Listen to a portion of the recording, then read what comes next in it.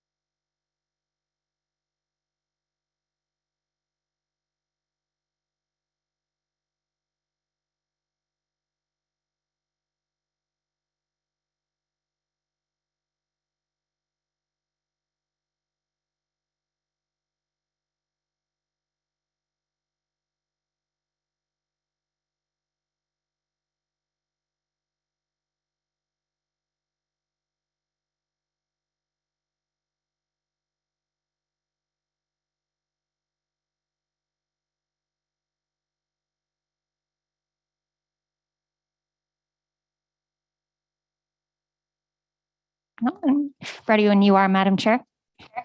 Thank you very much. All right, as chair of this commission, I call the meeting of the Michigan Independent Citizens Redistricting Commission to order at 5:03 p.m. This Zoom webinar is being live streamed on YouTube at www.youtube.com/MICHSOS-office/videos.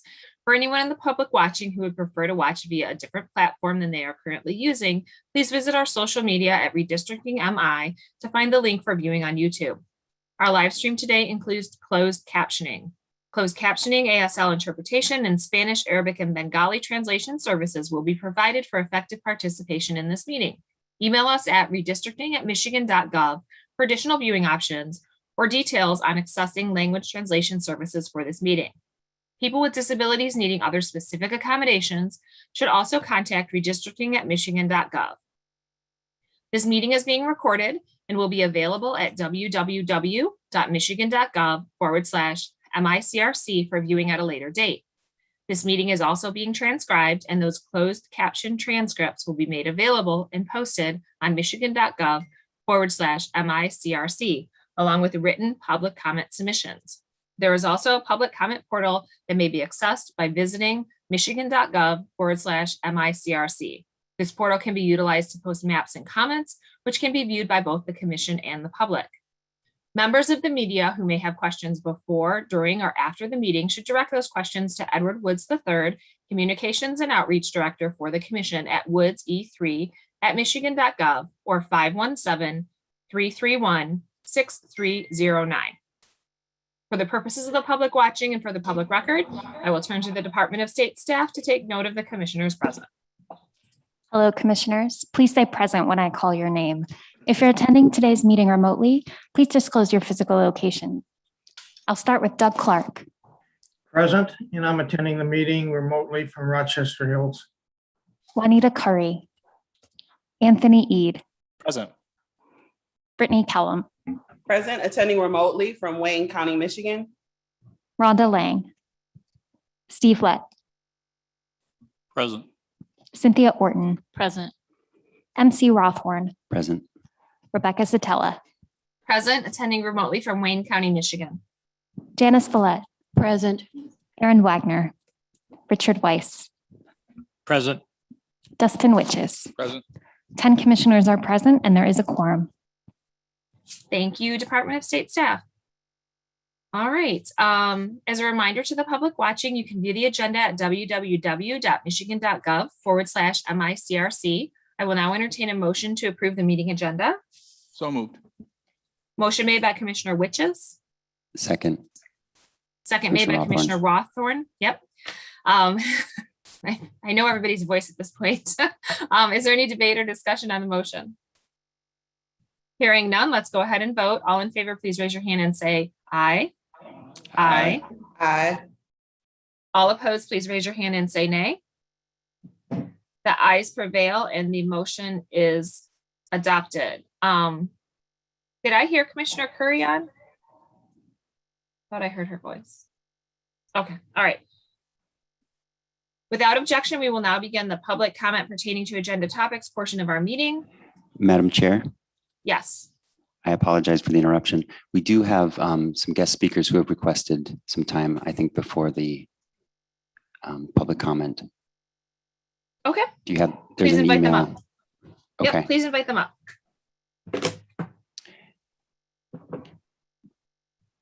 The first, do you want to introduce yourself, please? Yeah, hello everyone. I want to start off by introducing myself and welcoming all that are here. My name is Autumn Mueller and I am the Student Senate President. First off, I want to say thank you for being here and for deciding to come to Grand Valley so that our students can watch and learn about Michigan State Senate, State House, and congressional election district maps. Being a representative for students, I'm so glad that I was able to have Student Senate partner with the Community Service Learning Center to help bring you all here. As we both support and collaborate with the GVSU Votes Initiative that registers students to vote in the area and providing information about how to vote and when we have elections, being an active member in our community and society is so important, especially in elections, because every vote matters and every voice matters. Spreading knowledge about voting and election lines is important because it gets students at Grand Valley thinking and being curious about what they can do to help. On November 6th in 2018, Michigan voters passed Proposal 2, which ended gerrymandering by creating this commission, which is amazing and very needed. It is vital to have fair and transparent processes when deciding district lines, and Proposal 2 gave us that. This commission gives Michigan citizens the opportunity and power to draw the lines that they are representative and fairly distributed. We as Michigan citizens and people and students of Grand Valley have the chance and opportunity to become a part of the process and create impartial election district lines. Again, I want to say thank you for spending your time here at Grand Valley and giving us all the opportunity to learn more about district lines and how citizens of Michigan and at Grand Valley are making decisions now. Thank you. Thank you, Student Senate President. We have one more speaker, Madam Chair. Hello, my name is Edward Abufadel, one of the Associate Vice Presidents for Academic Affairs here at Grand Valley State University. Speaking for the university, we're excited you're here as a commission, holding your meetings here today. and sharing with the community how the process works. The Grand Valley community has been very interested in redistricting, which of course is drawing lines, drawing districts of representation for Lansing and Washington. The process that you're doing brings together a number of topics that we study here at the university. Political science, mathematics, computer science, justice, and leadership, just to name a few. Some people here from Grand Valley know I'm a professionally trained mathematician. And so I'm personally very interested in what you're doing. You're using different tools in mathematics, geometry. There's something called voting theory. There really is in mathematics, and algebra. And all these things are kind of, you're using as part of your work. So finally, I just want to express my appreciation. I know you've been working very seriously on this for months, and it's got to be a marathon for you. But the outcome is going to be very important to this university, and to the state, and to the country too. So thank you very much, and we're glad you're here. Thank you, Assistant Vice President for Academic Affairs. Back to you, Madam Chair. All right, so without objection, we will begin the public comment pertaining to agenda topics portion of our meeting. Hearing no objections, we will proceed with public comment pertaining to agenda topics. Individuals who have signed up and indicated they would like to provide in-person public commentary to the commission will now be allowed to do so. Please step to the nearest microphone when I call your name. You will have 2 minutes to address the commission, and please conclude your remarks when you hear the timer. First in line is number 1.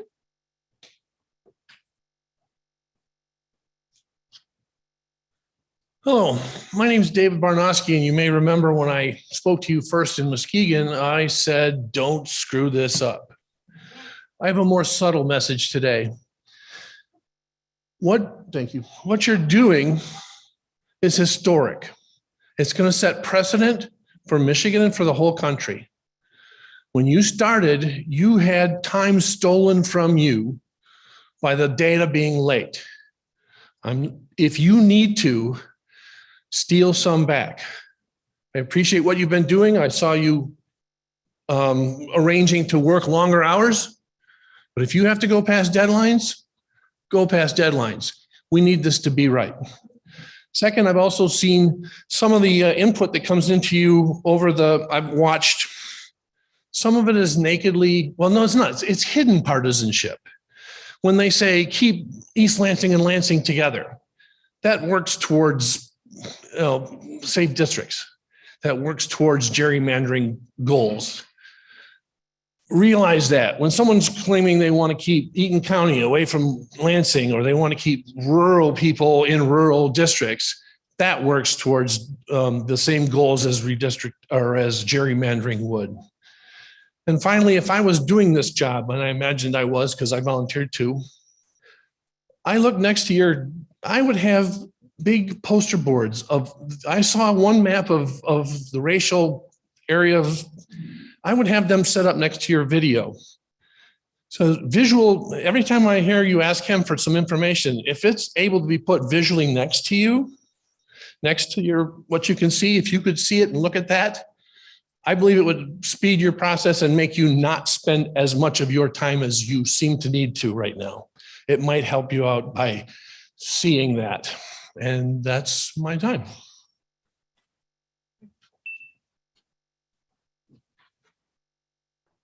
Thank you for addressing the commission. That includes our first opportunity for in-person public comment for the evening. We will now move on to the remote public comment. The first opportunity for those individuals. So individuals who have signed up and indicated they would like to provide live remote public commentary to the commission will now be allowed to do so. I will call your name and our staff will unmute you. If you are on the computer, you will be prompted by the Zoom app to unmute your microphone and speak. If you are on the phone, a voice would say that the host would like you to speak and prompt you to press *6 to unmute. I will call on you by your name. Also, please note that if you experience technical or audio issues or we do not hear from you for 3 to 5 seconds, we will move on to the next person in line and then return to you after they are done speaking. If your audio still does not work, you can email redistricting@michigan.gov and we will help you troubleshoot so you can participate during the next public comment period at a later hearing or meeting. You will have 2 minutes to address the commission. Please conclude your remarks when you hear the timer. The first in line to provide public comment is Mrs. Schletcher.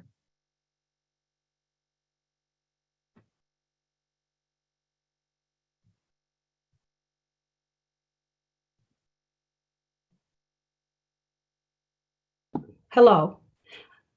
Can you hear me? Yes, we can. Okay, hi. Hello, commissioners. My name is Linda Schleicher, and I am the Vice President of APIA Vote, Michigan. You know, I've had the privilege to meet some of you and speak to you in previous hearings. Today, I'm just here to say, I have two comments, and they are thank you, thank you. First of all, thank you for the process of publishing the maps. And secondly, for additional mapping days. You know, yesterday, a draft Senate mapping plan was finished and uploaded. Phenomenal job, I think, from you and your staff. The maps were available. And while I realize that there's some work being done for solutions to address the viewing challenges, we really appreciate the timely upload. And secondly, I want to say that I want to give you out a big shout out to you, all of you, for listening to us, because numerous requests from the general public was to add additional mapping time to meet the deadlines, and you heard us. So I want to thank you, the commissioners. I want to thank your staff for listening to us. I was talking to someone today who simply said, you know, that we ask a lot from you. And you guys have, all of you have stepped up to the plate. So thank you for improving the process of the maps for viewing and for giving us a chance to be heard on those, and also for the additional time for mapping. And thank you very much. Thank you for addressing the commission. At this point, we will move to Anthony Scannell.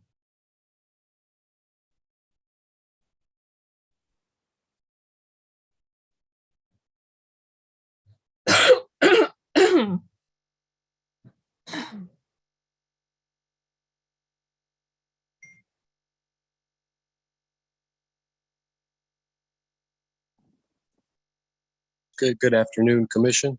Can you hear me? Yes. Okay, well, while I think the process is getting certain population characteristics of proficiency and due diligence here, which are profound, commissioners had a year to figure it out. They'll look at Google Maps or something, areas, even if they're not from there. But it did take like a very long time to find Woodward Avenue, the state's #1 road, and that's that many. Mr. Scannell, you keep breaking up, and it's difficult to hear you. Are you able to fix your reception just a little bit? Oh. Sorry, how about now? That's better. Better? Thank you. Better. Thank you. Sorry, and I said it doesn't look like many are familiar with the old maps that we have, which are currently in use, because #1 sort of looks like some of the old ones, and I think that's a big no. It was, as it was being formed, it started by copying the worst elements of the current 14th and 13th gerrymanders, and that had been drawn down for Delray, River Rouge. That I don't even. It was something, but I just what else? I mean, you shouldn't consider the old congressional maps, but if yours start to resemble them, it's kind of a problem. Notions of who and who doesn't want to be with whom, and what neighboring cities are in a direct contradiction to the goal of compactness. I think maybe some of the old should be considered more when drawing these maps, because they do have an ancient history long before Michigan was a state, and they do kind of define the ways people move around. I think the strict adherence to 8 Mile Road as a boundary is going to exacerbate any. Thank you.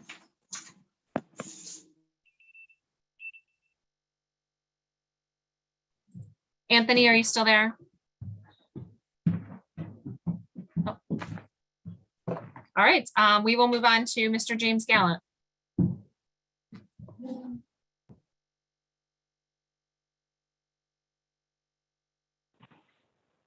Can you hear me, Madam Chair? Hello? Yes, I can hear you. Okay, this is James Gallant, Marquette County Suicide Prevention Coalition. These are my opinions. And I'd like to continue the conversation we have about the rules of procedure. And I'd like to kind of, consolidate what we're discussing here about. And I'd like to remind you that the biggest, most egregious breach is happening right now is Commissioner Rawthorne facilitating discussion before there's a motion second that creates an immediately pending question. Because the decorum of the meeting, the chair is required to keep decorum, and that is to, germane to the immediately pending question. So in the rules, section 4.10, it says, the meeting shall be conducted according to the current Robert's Rules of Order, subject to any procedures to the contrary set forth in these rules, applicable laws, and then there's a statement that says, or such other rules adopted by the commission. And would that be the ones that you adopted on the sidebar on February 25th, 2020? And it's in the minutes, or it's in the transcripts. Which please get the rest of the transcripts on the website. And what this does is that there's no legitimate reason why you would not have a motion pending right now to approve maps, because I think the structure should be the full commission would make a motion to approve the maps, to divide the question, refer it to committee of the whole.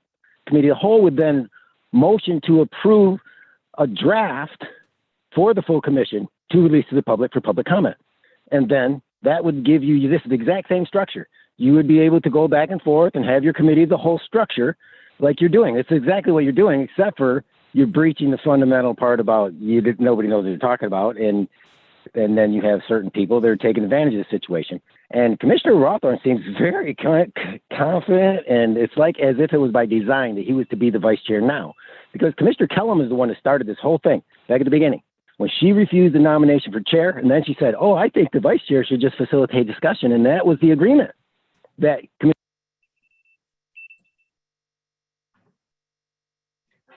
Thank you for addressing the commission. Now that the first opportunity for both in-person and remote public comment has concluded, without objection, we will now hear from individuals who are seeking to provide a second 2-minute public comment. Hearing no objection, we will now proceed with individuals seeking to provide a second public comment. Individuals who have signed up and indicated they would like to provide in-person public commentary to the commission will now be allowed to do so. Please step to the nearest microphone when I call your number. You'll have 2 minutes to address the commission, and please conclude your remarks when the 2 minutes has ended. Please also go to the public comment tool and share your concerns in writing, including any specific areas of the map about which you are speaking. The public comment tool is available at www.michigan.gov/MICRC. So do we have the first person who was going to speak twice? I'm not seeing anyone at the microphone. It appears they're declining to speak for a second time. Okay, that's good. All right, we will move on.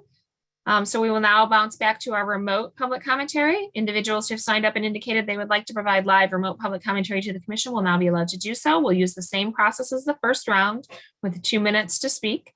And first in line to provide the remote public comment is Mr. James Gallant. Can you hear me, Madam Chair? Yes, I can. Hello, yes. James Gallant, Marquette County Suicide Prevention Coalition. These are my opinions. And the staff is now continuing to cut people off in the middle of sentences. And this was already gone through in your consensus building process. You agreed that people get to answer to finish their sentence. So, Madam Chair, would you please correct the staff? The Secretary of State, it must be Secretary Benson, is doing that. And that's a problem. But as I was saying, is that the breach here starts with there is no legitimate reason why you don't have a motion pending now, other than the understanding of you people on. And, I hope it's not my comments that that the member was taking offense to, because I'm just talking about the manner which you're performing your duties. And you all seem very, very well versed and like you're doing very well at this alternate set of rules that are anti-American. This is fundamentally circumventing the Constitution of the state and how the voters set it up and voted for it. And I think that Commissioner Kellum should resign for her part in starting all of this at the beginning. And everybody go to the transcripts of February 25th, 2020. It explains all about it. And as I was saying, and Commissioner Lang said that you voted on this. So if she could cite where it shows in the minutes, because the Open Meetings Act requires all decisions to be in the minutes. See? So it's kind of working, and you could kind of make this, if you really had just followed the rules, you could actually change the rules to be consistent with what you're doing, that committee of the whole structure, and to actually be doing what you want to say you're doing, instead of just cheating. And this is kind of like a big shell game, and all of a sudden it's going to bada bing, I believe. And in my personal opinion, there are charlatans amongst us and some fraudsters. And all we got to do is identify who they are. You all have a absolute right and a perfect opportunity to be articulate in court. When you explain these things, somebody told you to do these things, and somebody just in your ear telling you and pulling the strings, and then you just go along and you're fawning to this. This is not a trauma-informed process because it does not recognize the rights of the members. Trauma-informed means you have to respond to the.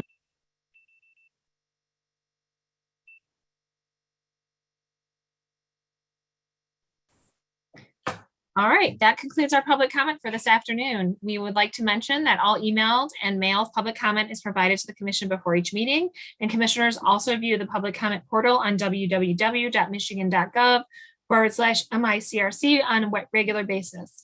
We appreciate everyone who provides public comment in whatever way they choose to do so, and invite you to keep sharing your thoughts, communities of interest, and maps. At this point, we're going to move back to our unfinished business agenda item 5A, and without objection, we will continue draft mapping of the congressional districts. I believe we were with Commissioner Witches, who was working on his district. I believe you wanted to come back to that. Is that accurate, Commissioner Witches? That is correct, Madam Chair. Okay, so, and I will once again hand off the facilitation to Commissioner Rothhorn because he is present in the room. Take it away, Commissioner Witches. Okay. Just waiting for John to pull up the map. Okay, so just for the record, I created a copy of what we worked on before. So this is exactly the same state as we left it in, but just for purpose of completeness, it's a copy of this with a different designation. Okay, so what I'm going to do first is add the township of Northville.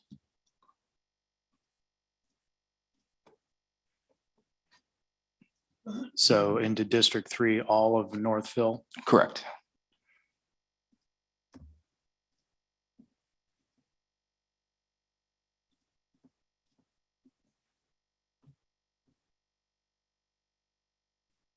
Can we head to the northern section?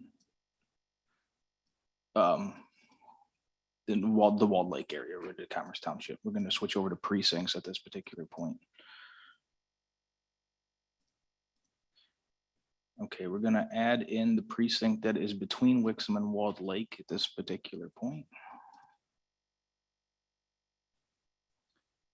And we're also going to add the one that's now still in between on the north of that we just added. And then the triangle that's left over. And then the two that are on the east edge. All right, now we'll head all the way over to the east. And we're going to take out Madison Heights.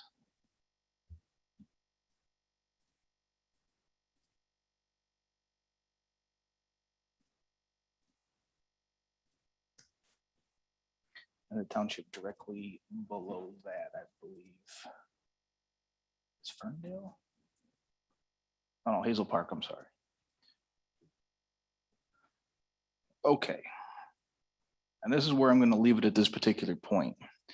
My reasoning for it is kind of twofold. One, I was able to look at the majority minority sections and percentages of the district as drawn presently. In my opinion, this would be close to a VRA district based on minority percentage.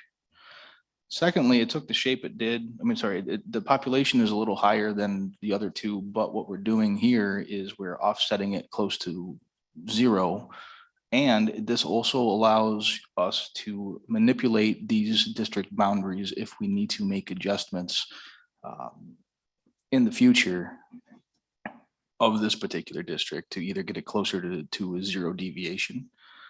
Furthermore, if District 1 becomes an issue, we can shift Warren, the township of Warren, over to the east, potentially add Madison Heights and Hazel Parks into it, take off from the bottom, and if we need to go north, we potentially could do so, if that would help make the VRA analysis better for District 1 as it is drawn now.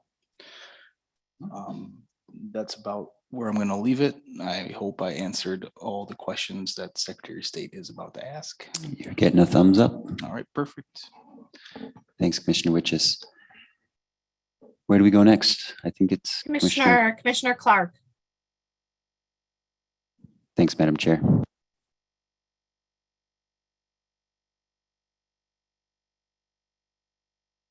You're on mute, Doug.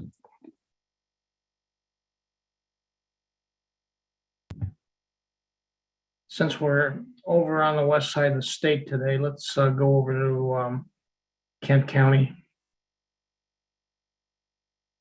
Okay. So, are you driving, John, or is Kent? Yeah, it's John here. Hello. Okay. John, take all of Kent County. Okay. And that should bring you up past, what is it, Cedar? Yeah, that's 658,000. So Okay. 117 down. Okay, that's fine. Now, take out, hold on. No, don't take out anything yet. West of Grand Rapids. Let's see. In Kent County, if you go in the southwest corner, go up a township and then go over, there's a funny shaped township in the county next to it. Is it Georgetown? It can't, yes. Yeah, Georgetown. Okay, so Georgetown and Ottawa County Correct, into the district with Kent County. correct. And then eliminate in Kent County, let's see, Caledonia County. Take that out.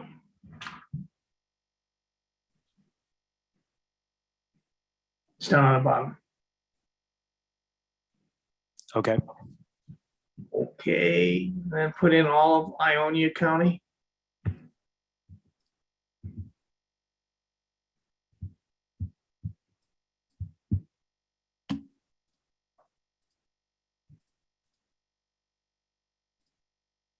And, not in, it's not in yet. Okay, that's 12,000 under the ideal. 12,000 under, okay. And then below Kent County on the southeast side. Take, what is it, Irving County? Is it Caledonia? And hold on. And take Irving and the one below it. And the one Okay, right to just a moment. Irving and Carlton. Hold on, let me look. I'm running two screens again here.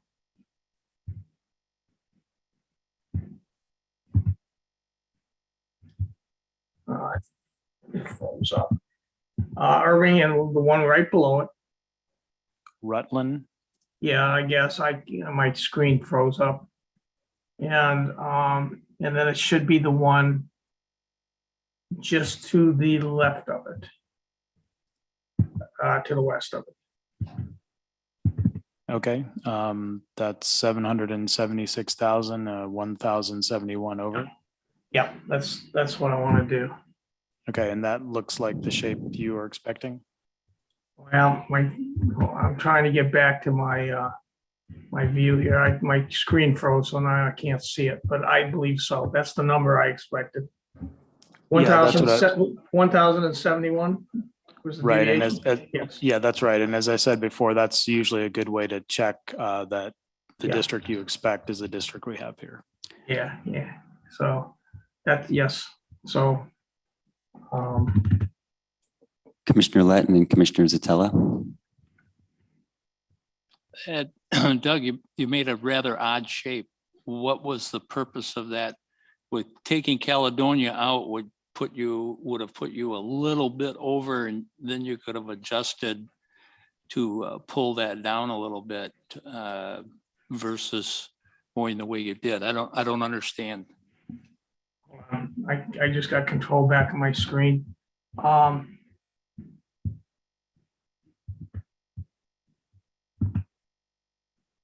Caledonia was the one I took out of Kent County. Yes, So if we added that back in, what would you subtract? the three, Irving, Rutland, and Yankee Springs. Okay, go ahead. Why don't you do that, John? Let's see what it looks like. I did this a couple of days ago, so I don't remember the logic, why I did what I did. But I understand where you're coming from with that. I'm going to try to let Commissioner Clark finish this with Commissioner Lett, and then I'm going to go with Rebecca Zatella and then Anthony. So Commissioner Clark, why don't you let us know when you're finished with that, and so Commissioner or Chair Zatella can get in. So now we're 3,600 off. And the reason I did it, I adjusted for population. That's what I was trying to do. So my only suggestion is that if you do it this way and it's your screen, then you're for sure there, is that then we can go, you could go around probably on the west side, whatever that is over there. Correct. And pull off a few voting precincts or blocks just to get down closer to zero. When we begin to adjust things. Right. Yeah. Okay. And give more room to the west. Chair Yeah, Zatella? I understand. I'm fine with that.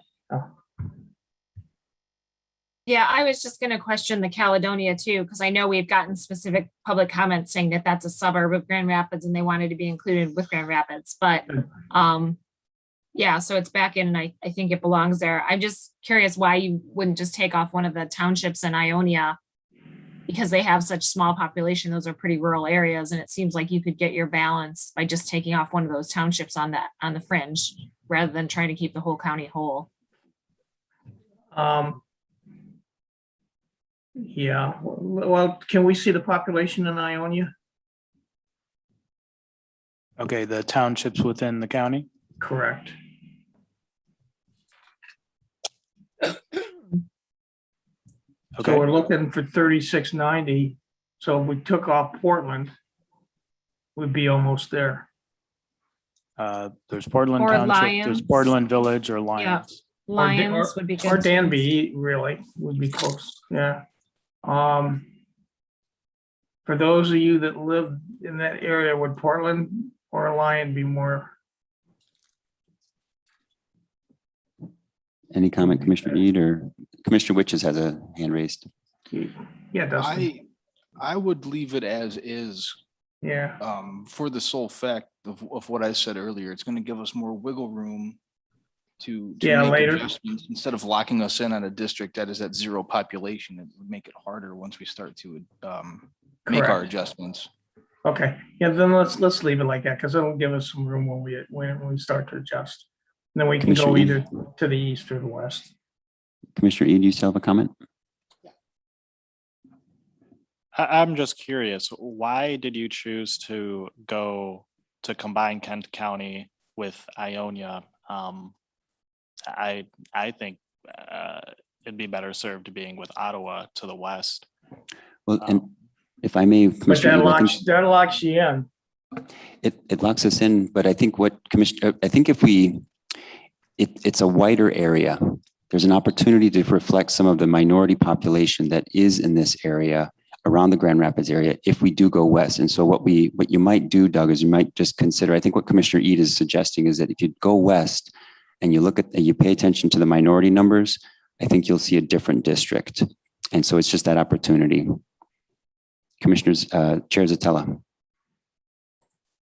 I would also say, I wouldn't want to go too far west, like maybe Yeah. just take a few more townships, because one of the things we've talked about quite a bit as a commission is creating a lakeshore district. And we can really create a nice lakeshore district going almost all the way up the coastline to Traverse City and put all of those communities together if we don't go too far over. Yeah, So and that's that's something why, else to consider. that's why I didn't go to the west, because I recognized that was one of the objectives that we were trying to do. I think I want to leave it like it is at this point. Commissioner Witches has a comment. Just in comment towards the Lakeshore district, I do agree that we should have Lakeshore districts, especially on the congressional level, but from the border all the way to the north seems a little extreme. I would say that 2 would be different, because what you're going to get into is you're going to have Berrien County now saying, well, why am I with Grand Traverse County? That makes no sense. Yeah. But if you were to do 2 different ones, right around the halfway line, let's say Muskegon, for example, and then have a southern border or southern Lakeshore district and a northern Lakeshore district, that would make more sense. So I'm all for it. One big giant one seems a little off-putting to me. Yeah, well, yeah, we can discuss that when we get to that. I want to leave it like it is. I Okay. think, yeah. Chair Zatella, do you have something? Yeah, I was just going to add on the point of splitting it. If you split it, then you have to go more into rural areas and then you're no longer on the lake shore. So that would be a counterbalance on that. Yeah. As we want to keep it lakeshore, but if we, with the size of these districts, cutting it in half means you're grabbing those rural counties that wanted to stay with the rural area, so to speak. Yep, So I agree. I don't like that. Yeah, the size of these districts is a whole different thinking process than we did with the Senate district.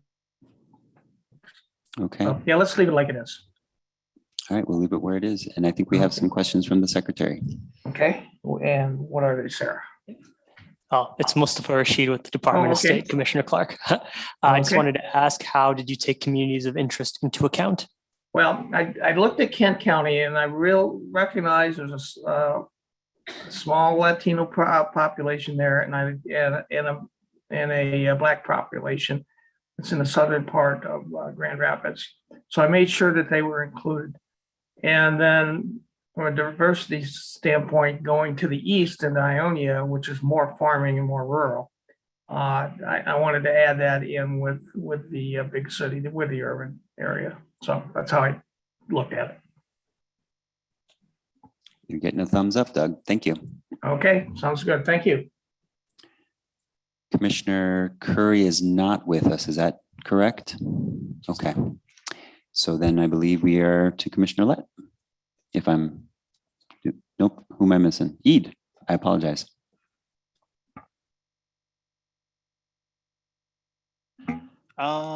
Okay, I guess I could start where Commissioner Clark left off then. So let's go with Clinton. So let's make it District 5. So what I'm gonna attempt to do is combine the Tri-City areas of Lansing, because if you go back to our May 27th meeting in Lansing, it was by far the thing we heard most from the people there was that they wanted that district to be together. So let's go with Clinton, Eaton, Ingham counties.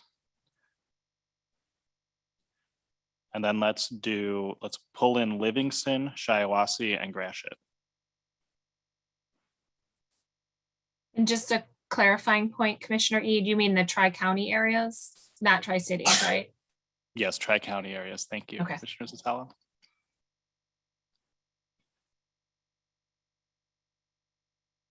And Shiawassee as well.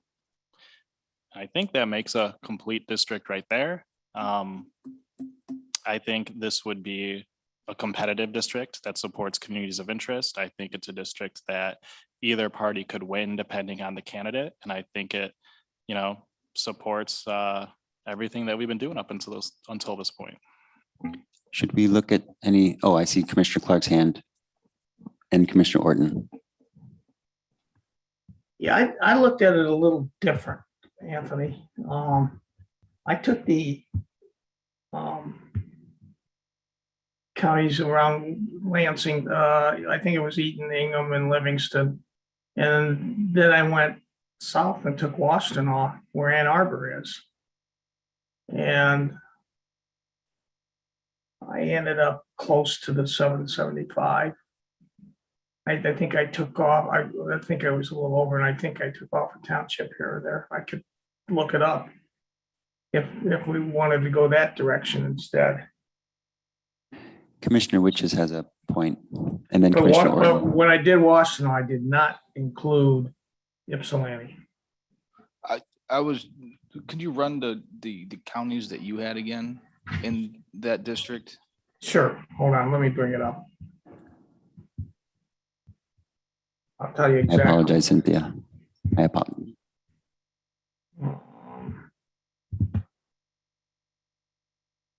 Whoops. Let's see, I had. Hold on, I'm trying to get to my map. Here it is. Okay. Right, okay.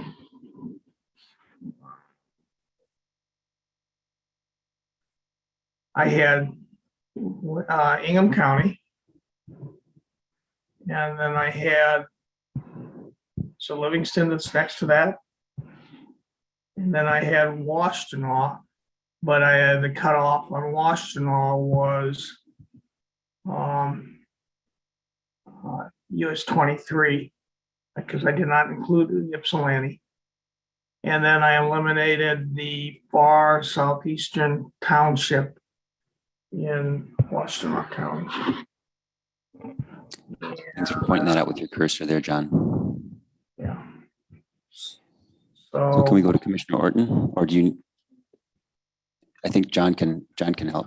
I think he was referring to Augusta as the southeastern township, so south of. No. Okay, sorry.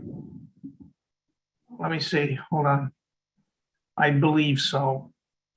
See, on my map doesn't show the townships. Do you have a quick follow-up? Yeah, that's not what I was asking. Are those the only counties that you have in the district that you drew, or did you go up into Gratiot, Shiawassee, and Clinton? No, I didn't go up Just north of Lansing at all. So you just did Ingham, Livingston, Washtenaw without Ypsi, and then the one township that you removed, that's it? Hold on, I'm looking at the boundaries. I think I took the two townships just west of Lansing as well. Okay, thank you. Yep, yes, I would want yes. to look at that, but. Thanks, Commissioner Clark. I'm going to try to give it back to Cynthia, and then it is Commissioner Eads' turn. So. Yep. So I mean, that's the approach I took. So I wanted to bring that up. So Anthony, I just wonder if you could, if there might be some other county to include instead of Gratiot, because we've had a lot of public comments about those 6 counties in the center: Osceola, Clare, Mecosta, Isabella, Montcalm, and Gratiot being a community of interest. Yeah, I'd be okay with looking at that. I think we could certainly look at it. I would like to see, I believe Commissioner Hawthorne asked for the election data. I don't know if you still want to look at that, but I do think this makes a competitive district that would be good going forward. And it's because it has both types of people in it. And Lansing is an area that has both types of people. You know, you have the city that has, you know, all the city folk, you have the surrounding counties and areas that have all the more rural folk. And I think it'd be nice if they had someone representing them that could look out for both of their interests, perhaps. And I think that's backed up by what we've heard when we had our meeting there. But what would you suggest? We could take out Gratiot and maybe go into a little bit of Barry, maybe. I just wouldn't want to go into Genesee, because then you're introducing a whole nother minority population. Were you asking Commissioner Orton, or Commissioner Satella? Looks like she has an option. Everyone. Commissioner Satella, do you want to weigh in?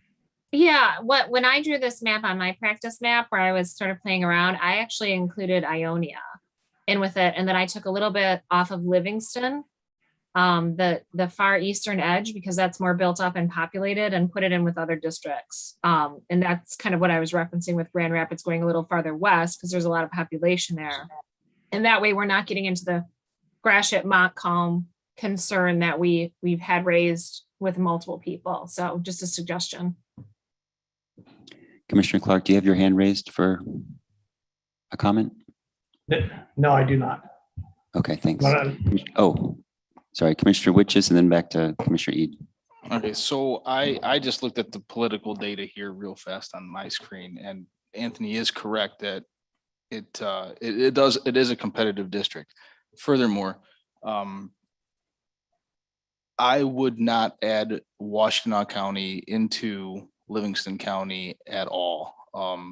This aligns into what would be a very, very, very close competitive and a district that is taking into communities of interest regarding Livingston County.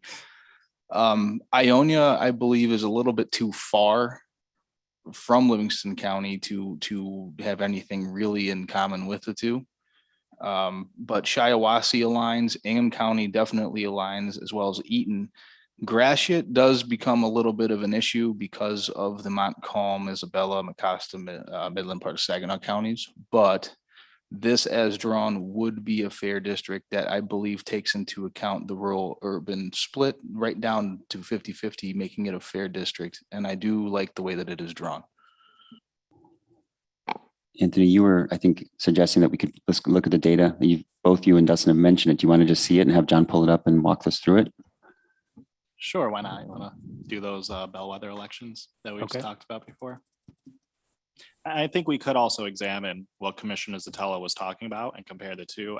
The reason I started, it's just what we've drawn collaboratively that Ionia was already used up. Yeah. Okay, so this District 5 is drawn with the whole counties, Gratiot, Clinton, Shiawassee, Eaton, Ingham, and Livingston. It's 50% for Biden, 50% for Trump, 48% for Clinton, 52% for Trump in 2016, 52% for Obama, 48% for Romney in 2012. For Peters in the US Senate race, it's 50%. For James, it's 50%. And then for 2018 Senate, Stabenow 52, James 48. And then for 2014 is 56 for Peters, 44 for Land. 2012, 58 Stabenow, 42 Hoekstra. For governor, 54.5 for Whitmer and 45.5 for Schuette. Governor 14 is 47 Shower, 53 Schneider. For Attorney General, Nessels is 49.6, so almost 50, and 50 for Leonard. In 2014, Totten 48, Schuette 58, 42, 58. Then for Secretary of State, Benson 53, Lang 47. And then the Secretary of State in 2014 is 41.5 to 58.5 for Johnson, Dillard to Johnson. Thank you, John. Commissioner or Chair Zatella. I'm just curious where District 6 is looking at this map. Can someone orient me to where 6 is? Was that Grand? No. We do not have a District 6 yet. Oh, it was just on that list that was showing a District 6. So never mind. Okay. I just want to second what Dustin said about Ann Arbor and Lansing. I just don't think they go together at all. I think they should be separated. And I like what Anthony has drawn here, and I think it fits nicely. I'm not thrilled about the Gratiot Montcalm, but we could potentially alter that at some point down the road too. So, Commissioner E, do you want to make any suggestions? Well, we could try it. I quite like how this is drawn. I think what we just saw with it being probably the most competitive district we've drawn so far works well. But let's just real quick try it to see what would happen if we replaced Gratiot with Ionia.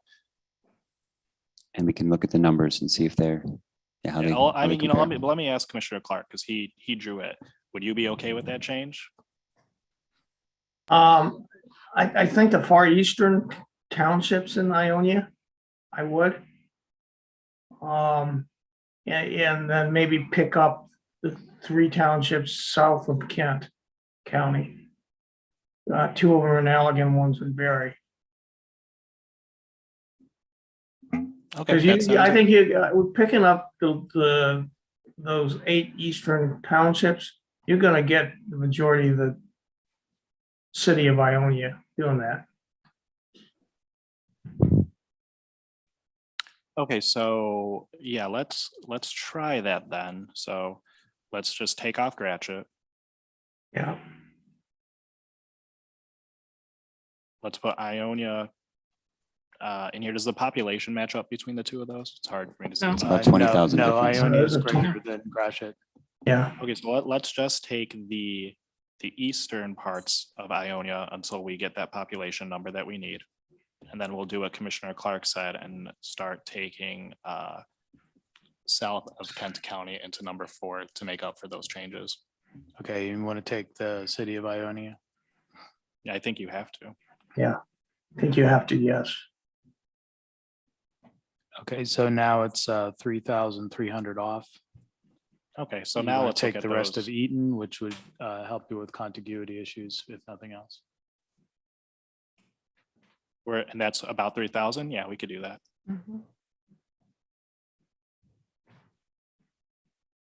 Okay, we're pretty close now. Yeah, and then there's some contiguity issues that are the township versus the city boundary to Okay, consider. well, let's worry about those later. We're Yep. making rough strokes now. So, and now let's fix 4. Yeah, let's go south of Kent County. Just starting in the southwest corner down there.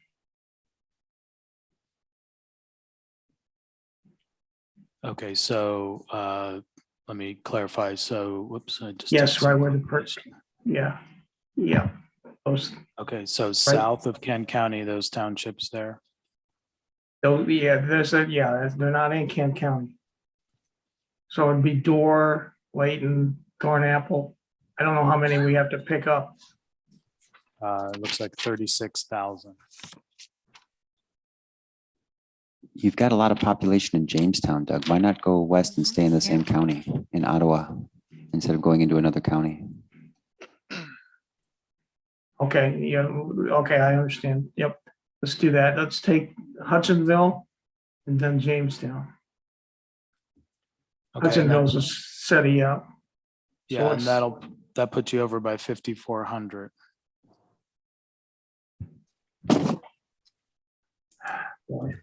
If you take off those bottom 3, Door, Layton, and Thornapple, and Yeah. you just add Talmadge, I think you might be at about Yeah, the same. I think so too. Take out those bottom 3 south of Kent County. Yeah, that's it. And how many we need now? 18,000. We still need a lot. Can you scroll north a little? Yeah. I wanted to see what the population of, So Talmadge 8,800, right is 3,200. So that's 12,000 of your 18 if you took both of those. and if I went one more, it'd be 14,000. Are you referring to Chester further north, Commissioner Clark? Correct, correct. Well, let's go over to, Commissioner Orton has a comment. yeah, go ahead. Doug, I think if you took Talmadge and Wright and then just the village of Coopersville, it would be maybe 1,000 off or something. Well, maybe Chester, because that's in that county. But we still be off. We'll take Talmadge, let's see what it looks like, and Wright.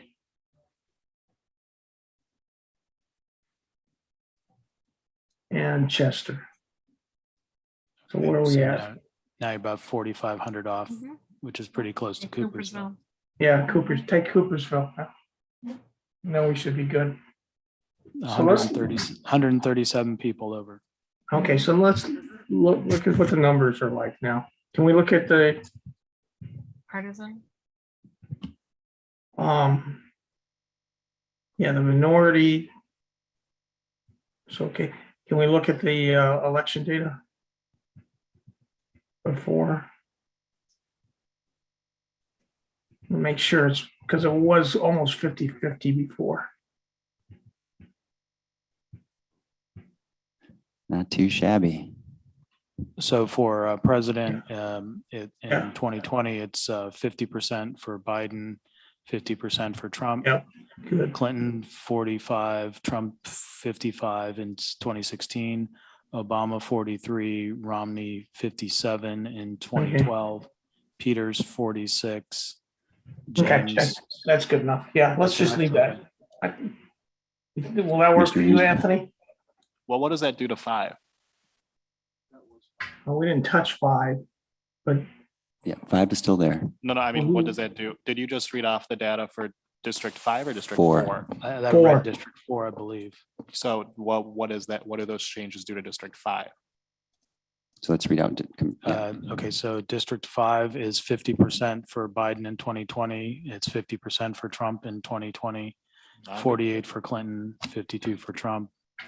It's pretty similar. Obama, 52, Romney, 48. So then 2%. Peters, essentially. 50, and then James is 50. Okay. I Put the pen down. I like it. I like these changes better because it puts equality into both of those districts, competitiveness into both of those districts. So I'm good with it. Thanks. Mr. Reed, it is your turn. Do you want to? Yeah, I'm good with it. I think both of these changes that we made for both of these are good districts. Just for Department of State over there, I drew this district like this mainly to reflect communities of interest, specifically what we heard at our May 27th meeting in Lansing, where we heard the people wanted the tri-county areas around Lansing to be together and also reflect communities of interest and try to have a competitive district when applicable. We got a thumbs up. This is Mustafa Rashid with the Department of State. Commissioner Clark, can you restate what change you made to District 4 and why did you do so? Well, the reason we did it was to assist in getting District 5 more in line than rather than going north. So we eliminated half the rural area over in Iona County, and then added in that area just west of Kent County to compensate for that.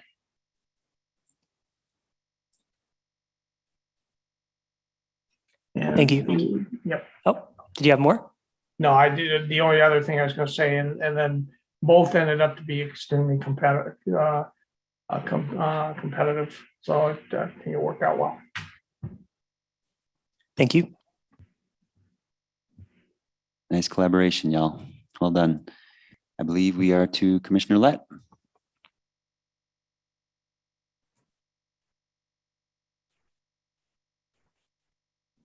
Let's go back to Detroit. We got to do it sometime. Let's get it done. You skipped over Zatella? Commissioner Kellum. I did. Skipped over Commissioner Kellum. Thank you. I saw you waving your hand and I wasn't sure. My apologies, Commissioner Kellum. I was all set to go too, Rick. Yeah, Come on. I'm so sorry. It's okay, Commissioner Lett, you can assist. You know, I don't do the one band, one voice, one sound. It's collaborative with me. But yes, I was gonna go in that area. So we can go back to the Detroit area. John, hi, John. Hello. How are you? I'm doing good. Good. Can you zoom in?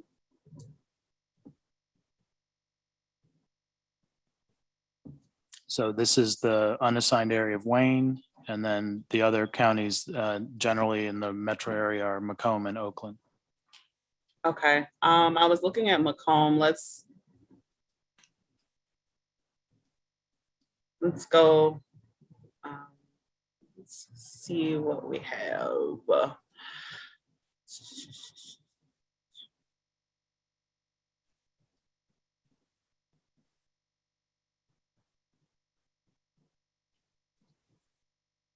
Okay, and you all help me remember.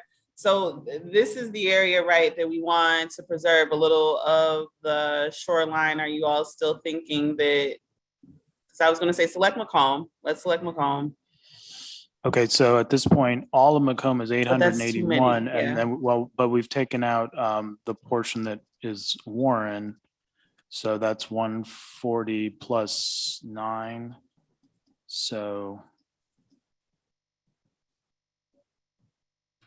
40, so 150, so that would be 730 or so. So you, with the balance of Macomb, you would actually be under what you needed for the population because we took Warren for another district. So would you like to start with the balance of Macomb? Yes, please.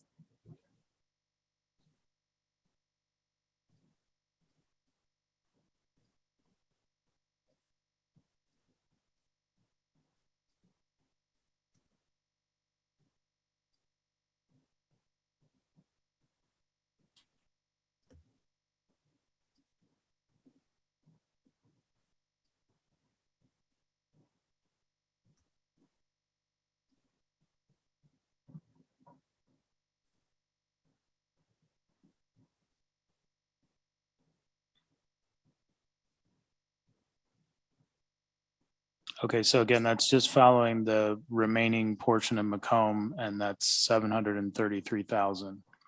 Okay. Can you zoom in? What do you all think? Do you think I should go west a little? Well, considering the communities you've got, and Commissioner Witches has a thought. Mm-hmm.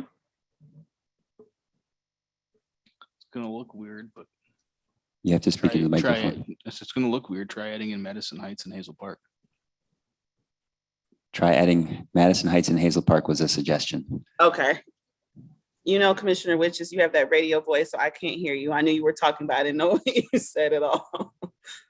Howard Stern taught me well. Of all people. Okay, I'll let you have that one. Do you see Commissioner Clark's hand? Brittany? Yeah, but I'm not going to call on them. You. Okay. Thanks, Brittany.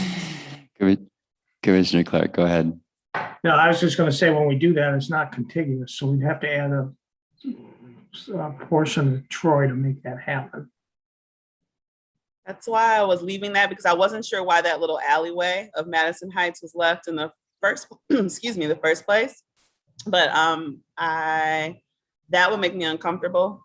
Yeah. That looks now. I don't like Madison Heights with Highland Park, so we can unassign that. Justin, I see what you were trying to do.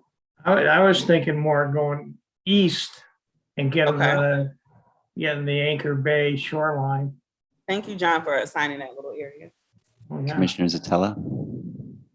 Yeah, I was also going to suggest that, we split up Warren before for the Senate maps, maybe split Warren along where Centerline is and put Madison Heights and Hazel Park in with District 1, and then take that other half of Warren and put it in with District 6. Then we don't have this kind of little narrow peninsula going down. John, can we do that? And let's see how that looks. Thank you, Chair Zatella. Splitting Warren and Centerline. Putting Madison Heights and Hazel Park with 1, right? Yep.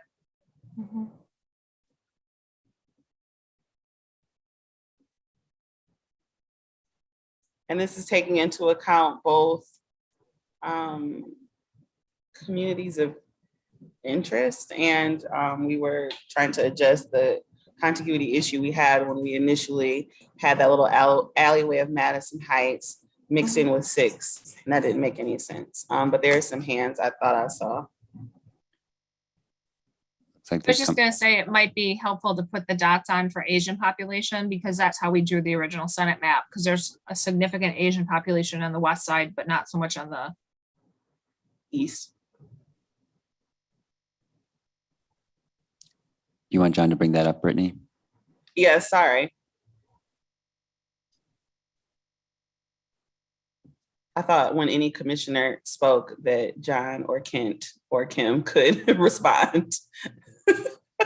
I don't want to become the absolute commissioner just because it's my turn.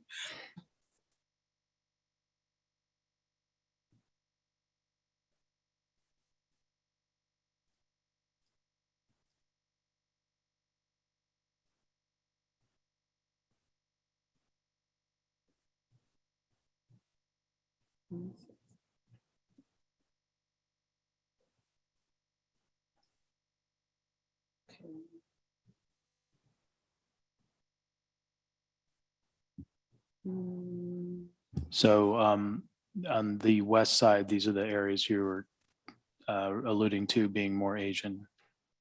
24% of the population. 19, whereas over here in the northeast corner, it's 5, 5, 5. Okay. And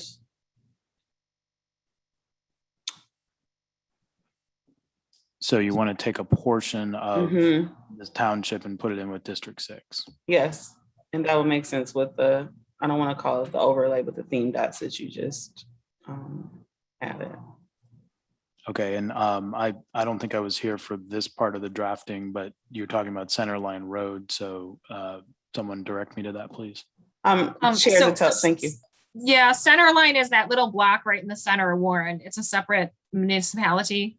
Oh, So okay, we sort I of see. divided it on the eastern edge of that before, but I mean, I think you just need to look at population here and just pull that first wall and see what you got and then dance over. Okay, so basically this That line, quadrant to the yeah. northeast, all right.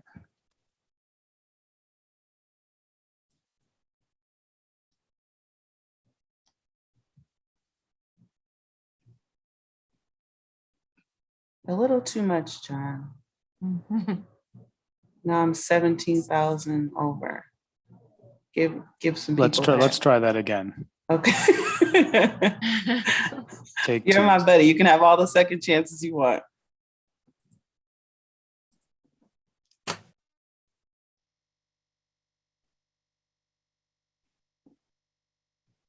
Okay, there you go. That's a little closer. Okay. You all want to try to get it closer, or are we okay with this? Taking that 20, that little piece where the cursor is.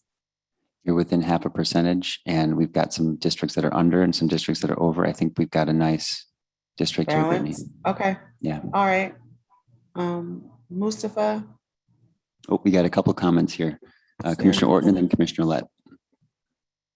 Well, just looking at those dots, it looks like maybe a couple of the districts that were, or the precincts that were taken had larger population, Asian population. So I just wonder if maybe we could leave some of those that are bigger, and if there, some of the ones on the east are smaller to complicate things. But it would be a draw that would help reflect demographics, which I think is one of our questions. I was considering that maybe the larger dots would build community, like that's what I was saying. There would be some sort of balance sense of community in looking at it. But Commissioner Orton, I do see what you're saying. Is it okay if we go to Commissioner Lett, or do you want to think about it, Commissioner Kellen? No, you can go to Commissioner Lett. I can still think while you're going to Commissioner Lett. I'll give you time.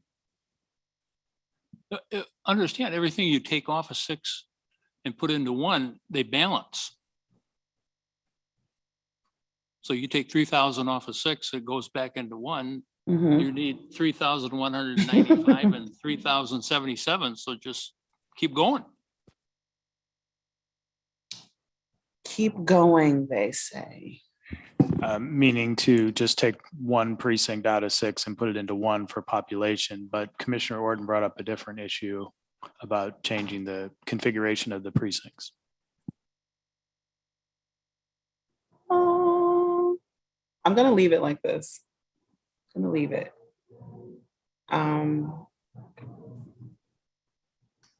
Because Commissioner Orton, what would be your specific suggestion? And then Commissioner Lett, what would be your specific suggestion? So my suggestion would be, John, yeah, where your cursor is, and those few dots down and over to the right are larger, meaning a higher Asian population. So I would say add those precincts back in to District 1 and then go down, yeah, where the cursor is, where there's very small Asian population, and put those into 6. Okay. To balance it out. Let's try Commissioner Orton's suggestion, John, please. Okay. Assigning the areas of the larger dots reflecting a higher Asian population. And then unassigning the areas south with lower population, seemingly of Asian folks, and adding that to, taking it out of Taking out of 6, adding it to 1. There we go. Phew. Commissioner Orton, keep me honest, AKA the catcher. Well, while we're at it, there was one I knew town it. that's up I above. knew it. Did you see that one? It's split. I think it's across the county. We got one half, but not the other half. So we got to fix that. Thanks, Commissioner Wharton.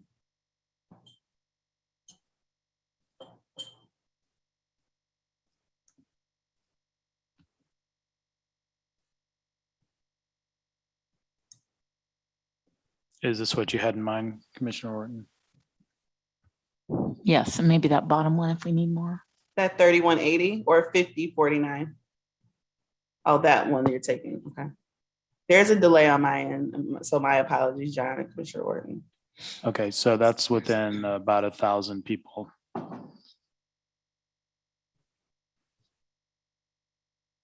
Okay. You got to go up and get that little town. And Sorry, did I missed something? You said a town? Top of 6. Go ahead and direct. Yep. So I That think one like right there. So this is in, the town is split by the county line.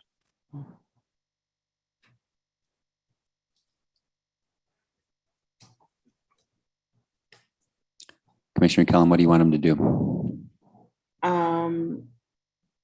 I go in and grab it, which I'm was- sorry. I thought Commissioner Orton was directing him to fix the portion up top, unless I misunderstood what she was saying. Yeah, that's what I was saying, but it's your thing. So I think he's waiting for you to Why direct do we him. do this? No, guys, I'm sorry. That drives me nuts. Okay, yes, John, you can go in and fix the part up top that should be. Okay, when you say fix, you mean take this unassigned portion of the town? Yes.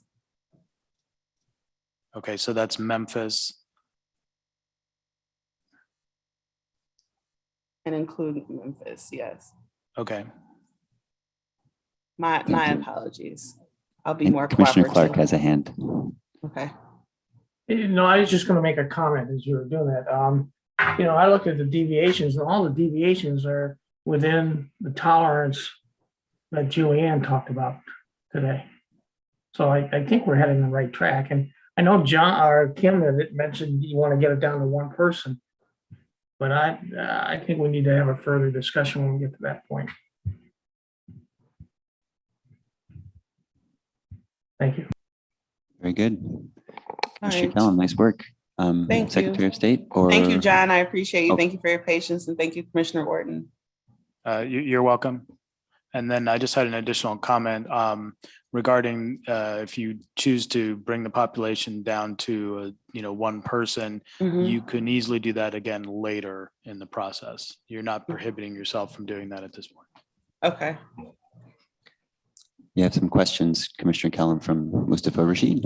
Okay. Thank you. This is Mustafa Rashid with the Department of State. Commissioner Kellum, how did you take communities of interest into account when drafting this district? Okay, well, a large part of it was adjusting for the Asian population. And that was an excellent suggestion by Commissioner Orton. She caught that there was a larger area of Asian folk, and it would be more necessary to include them into District 6, which also allowed switching to maybe another point for you, but also allowed us to get the deviation even lower in terms of population.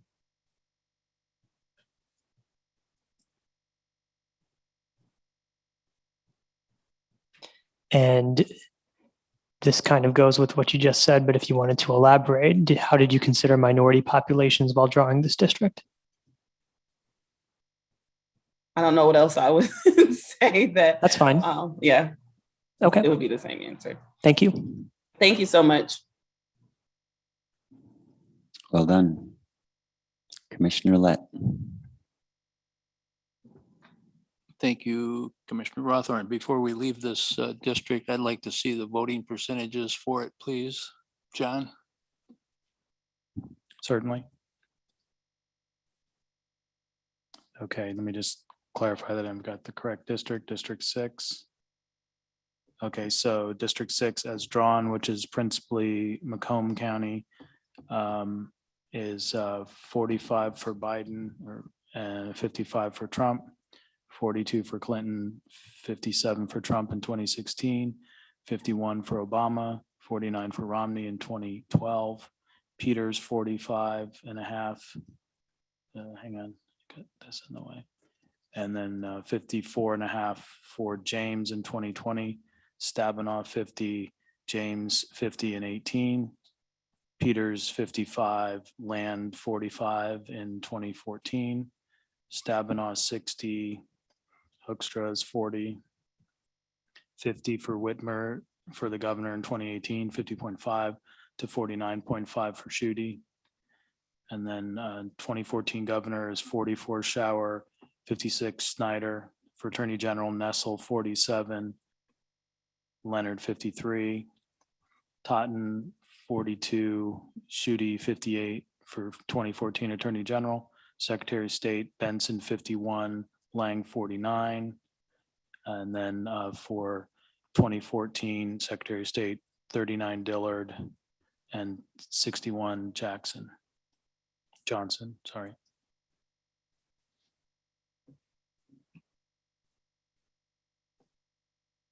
I think we got a problem with competitiveness on this district. I'm not going to go any further than that. We may have to come back and look at it at a future date. I'm going to stay in the Detroit area. Let's go downriver.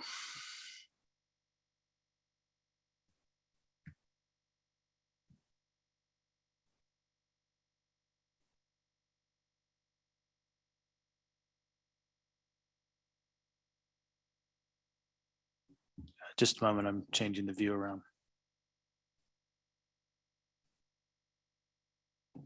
Okay. All right. As I recall, some point in here, we had a large Latinx community that wanted to stay together. Am I wrong? Correct. That is in District 1. Okay. Who are we dealing with down here that we need to pay attention to? I believe it's the Downriver as a whole, working class, and people that are identifying with the river and some of the rural issues, not rural, rather environmental issues that are along the river. Okay. I'll ask the other commissioners, were there other communities of interest that were significantly identified down here? Not that I can recall, Commissioner Lett. This is Commissioner Kellum. Yeah, no. It's a mixed bag of folks. Yeah. Okay. All right, John, let's take it from Wyandotte down to the border and go in. You got them up, what, townships here? Yeah, these are the townships. Go in 2 or 3 Okay, so layers. and also let me change the color on that. Okay. And also give you a fresh district instead of District 6.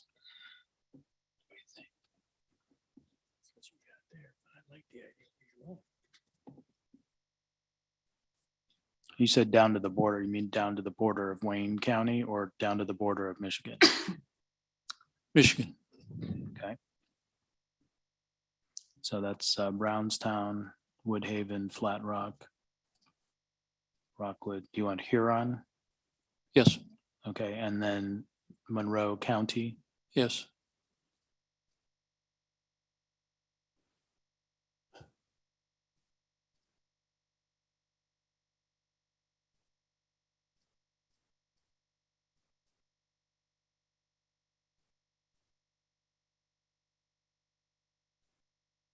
Okay, so that's 43% of a congressional district, 333,000. Zoom out for me, please. Okay, and we're down to the.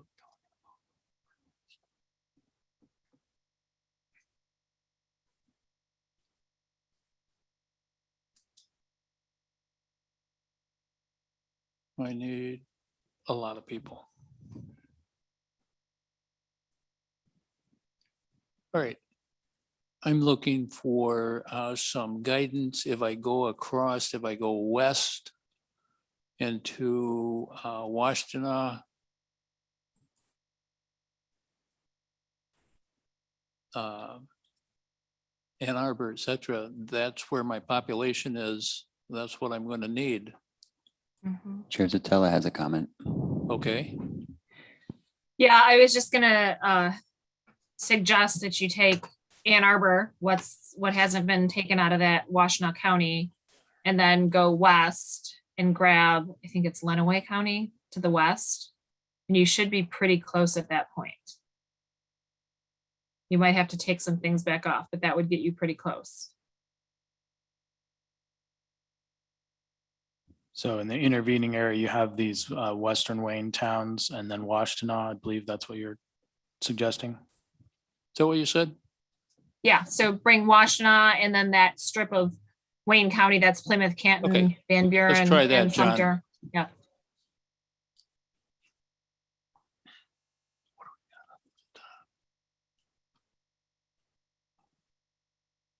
Yeah, you're definitely going to go over with those other counties in there. I didn't realize we didn't have Plymouth assigned yet.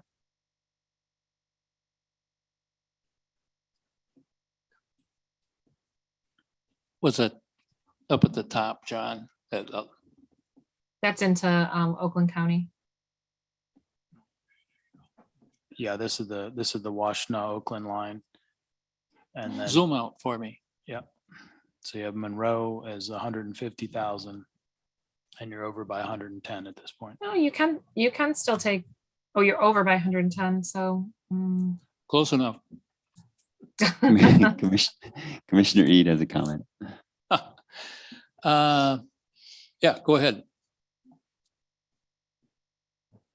Well, you're over 110. I would suggest taking off the parts of Monroe that are closest to the border over there.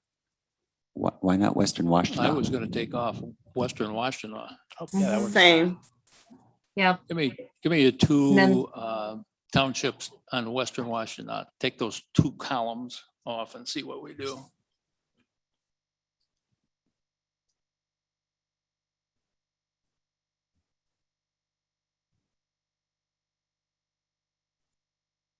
Rebecca, did you have your hand up still? For a No, comment? no, I'm sorry. I forgot to take that off. Okay, that was about 30 some thousand.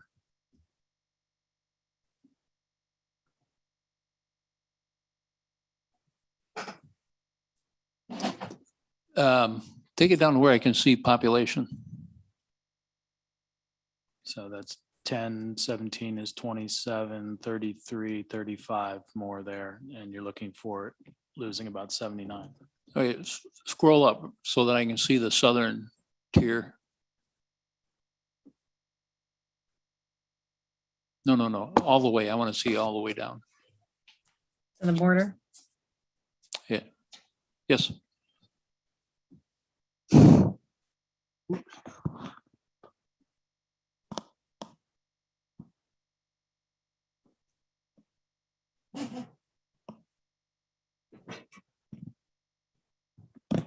Is that one county down there on the border, John? Yeah, the Bedford, that's on the border, 32,000 people approximately. All right, zoom out.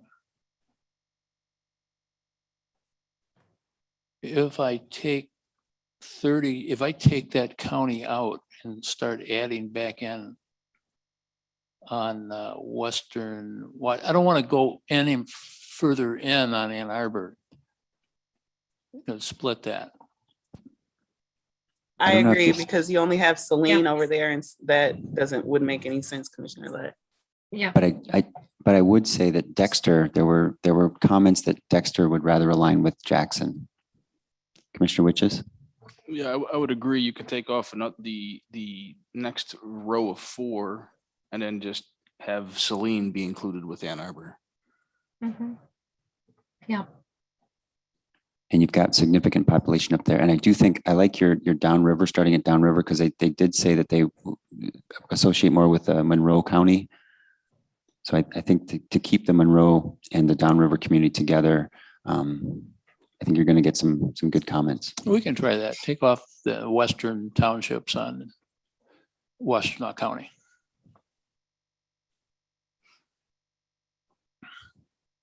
So do for me. Shed. Okay, now you need to shed about 41,000. And if you were considering the southern area here, that's close to what you needed. I don't want to do that. If I want to do that, I'd take the whole county. The whole county is 154,000. Yeah, I know. Yep.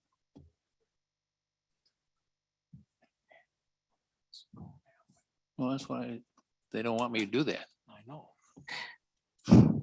You could also potentially unassign some of the areas here to balance one district out.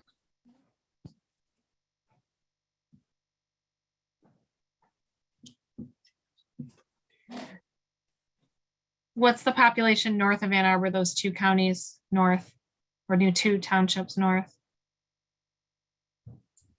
That's So 15 about? Northfield, Yeah. yeah, Salem is 15, and then Superior would be another 15. You'd still need more. Yeah.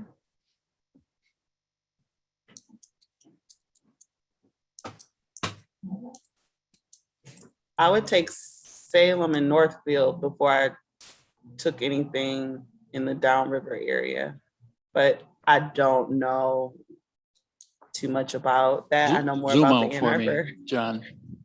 Commissioner Orton. Yep. Salem could easily go with South Lyon, so I think that makes sense. Same thing with Northfield. So they'll just meld in with Jackson or Oak Grove North. So I think those are both easy. Commissioner Orton and then Commissioner Clark. So I do think that we have had conflicting comments that Monroe County and Downriver go together, and then that Monroe County isn't like Downriver. So maybe those closest townships to the west. I don't know.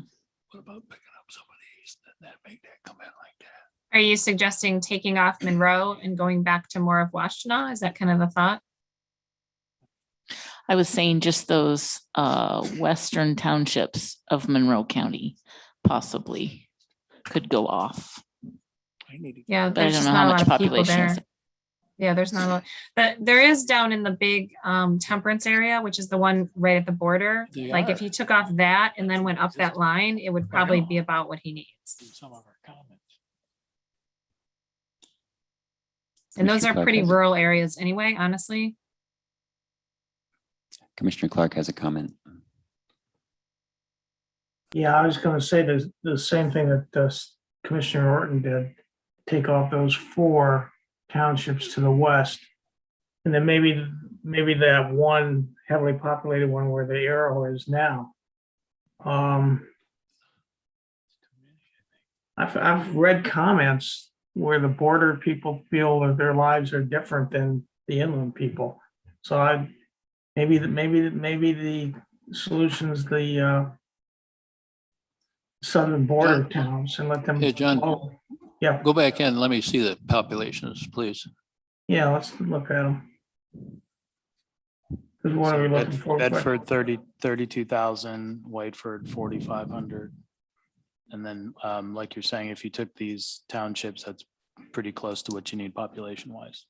Yeah,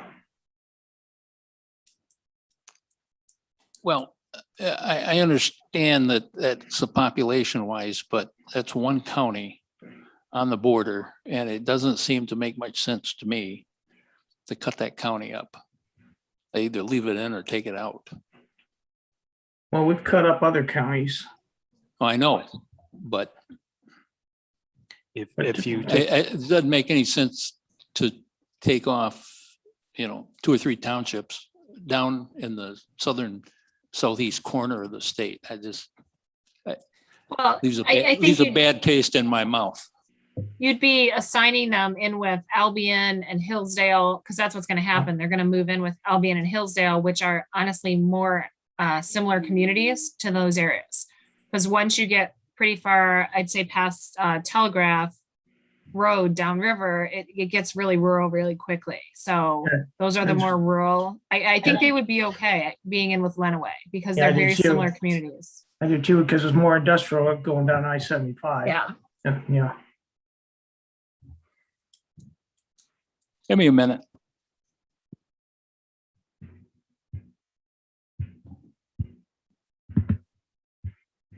Just for, since we have a moment, I'll entertain you with running the analysis. Thank you, John.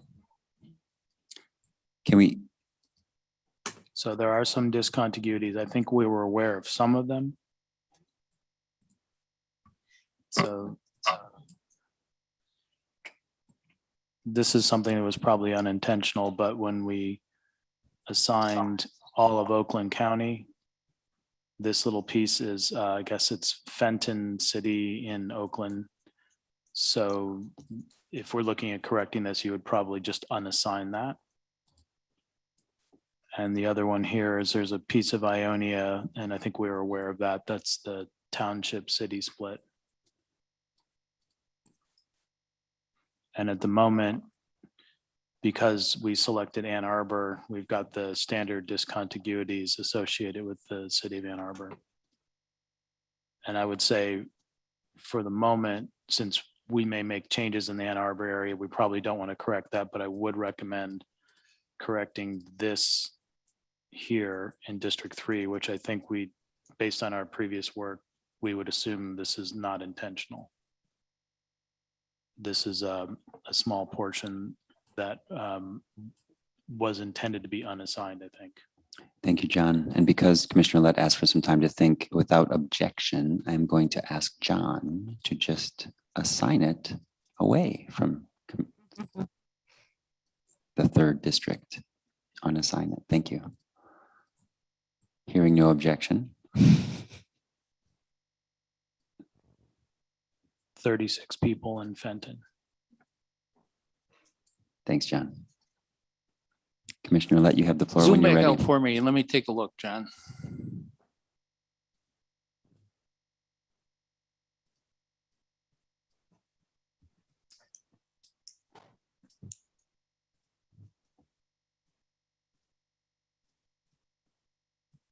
Okay, so we're looking at Monroe entirely as 154. And then if you were to put Washtenaw back, you'd be part of the way towards covering that if that's what you wanted to do. Well, if we're gonna do that, and I've heard everybody say I can take off some of those southern townships, but I want to take Monroe out and I want to go back up and put Washtenaw back in. I think that works better than splitting up Monroe. Okay, so that leaves you needing 44,000 people.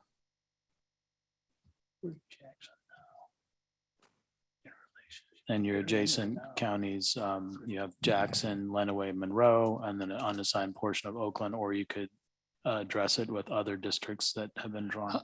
How much are in those precincts or whatever they're just north of Washtenaw, up there in that little?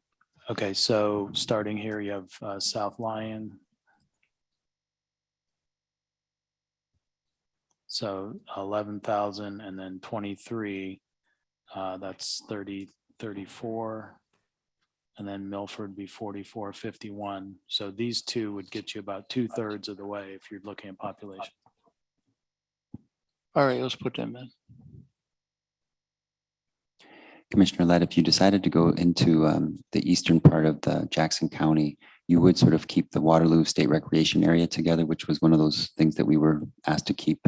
And Western Washtenaw and that eastern Jackson were considered, I think they were considering themselves a community of interest. I can't speak to it anymore, but I just think that that may actually,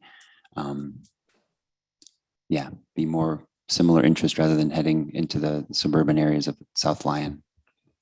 Not enough population. Well, if you did both, that would be the right amount. In other words, if you just did South Lyon like you did, and these two is about 9,000 if you wanted to do that. Yeah, Grass Lake and Waterloo. That might be the answer. Yeah. All right, we try it. Okay.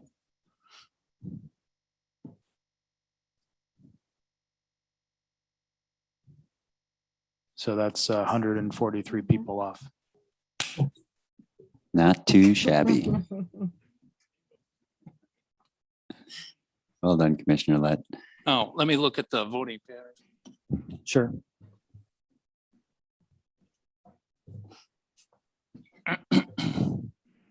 Okay, so this is District 7.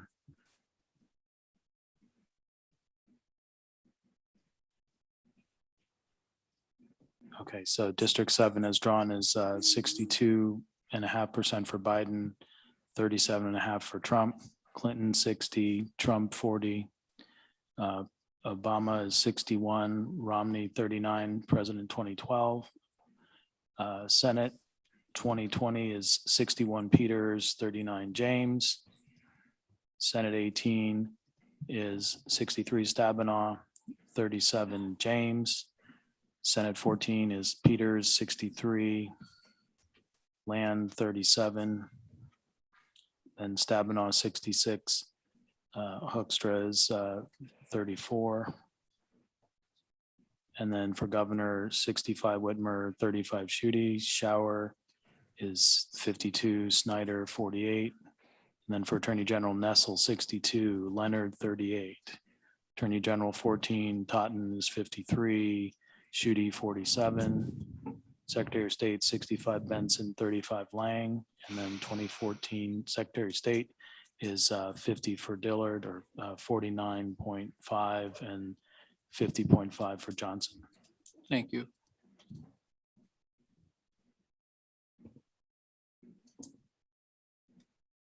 Commissioner Lett, this is Mustafa Rashid with the Department of State. Just to clarify, you've completed this district? Almost. Cool your jets for a second. Okay. All right.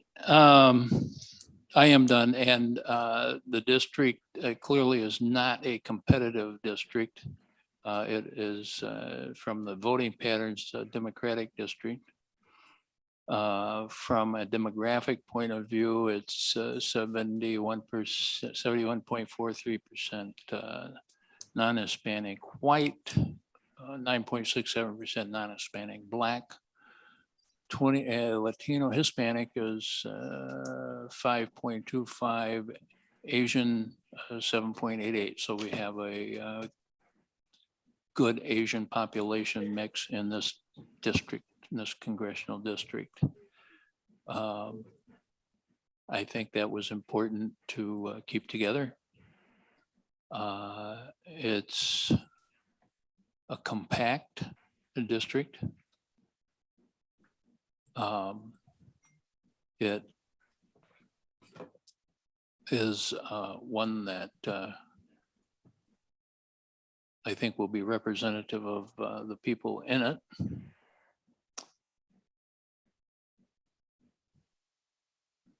And I'm satisfied with it. You got any other questions, Mustafa?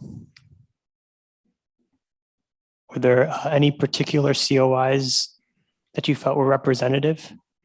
Well, we have the non-Hispanic black, we have the Hispanics, and we have the non-Hispanic Asians and other COIs would be, scroll out, or give me some landmarks on there. Ann Arbor is a university town.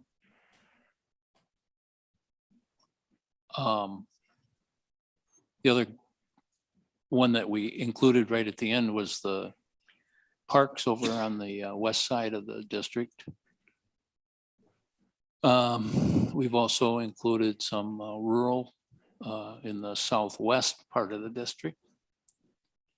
So this will give the whoever ends up in this district something to do. Thank you. Thank you, Commissioner Lett. Before we move on to Commissioner Orton, I think our general counsel has some thoughts. Thank you, Vice Chair Rothorn. I just wanted to state for the record, again, for the benefit of the commissioners and the public, that competitiveness is not one of your 7 criteria, and that the election data that you're looking at is bellwether election with minority candidates for purposes of VRA analysis. Again, the other measures will be dealt with as more districts are drawn, and also the compactness scores can be rated at that time. But again, I do want to also acknowledge that competitiveness was articulated very often in public comment as a priority for citizens, presumably resulting from the allegations and partisan gerrymandering that has historically exists with the maps that we have now. But I just wanted to highlight that again for the record, that not only is it a criteria, but the manner in which that would be measured is not currently available. Thank you. Thank you, General Counsel. What I'm hearing is that we can use these election results to help us with VRA analysis because they're polarized voting in Michigan, racially polarized voting in Michigan, but we cannot necessarily understand that we have all the election results and therefore cannot draw out that they are fully balanced electorally. Okay, thank you for that clarification. Any Commissioner Orton, you have the floor. Okay, John, can you scroll out just a little bit so I can see just everything? Okay, I think I'll need to do across the bottom. So choose Monroe and Lenawee counties.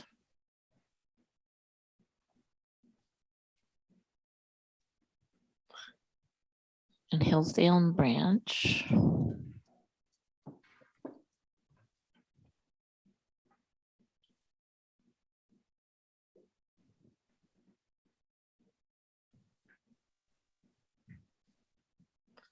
Okay, just a second. Yep, so that's 345,000 people, about 45% of the district so far need 430.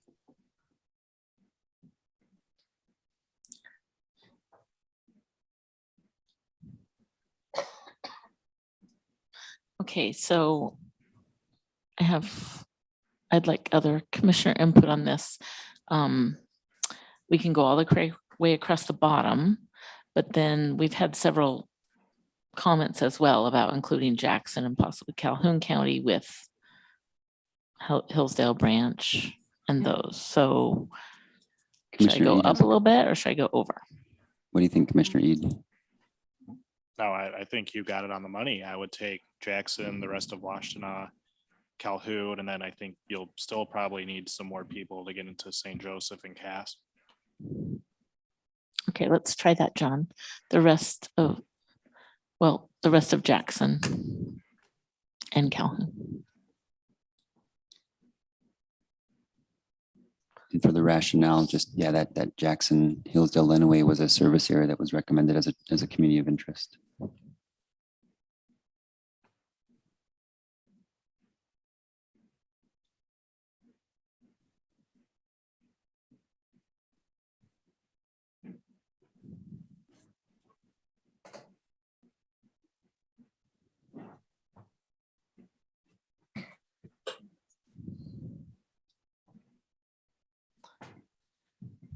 Okay, so that closed about 300,000 of what you needed. So 144 remaining. Okay. Look at the population. This is where it gets tricky, I think. So I know that we also have had lots of comments that Cass and St. Joseph counties should be with Berrien. But we can't take all that.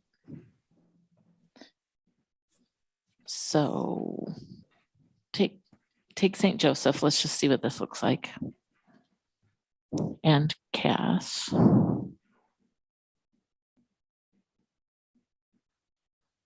Okay. All right, so take the bottom row of townships in Berrien County over to the west. So the along the Indiana border. Yes, please. Okay.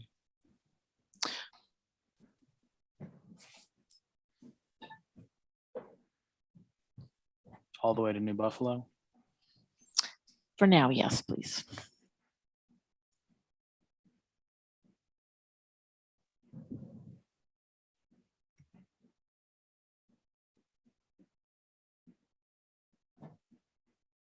Okay, that's too much.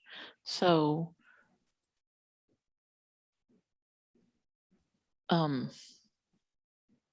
so take off those, yeah, those 5 townships, please remove those. Well, or maybe we should look at populations. I don't know what the population of those townships are. You need to lose 17,000. Okay, take so- those off because Okay. that's for sure. Okay.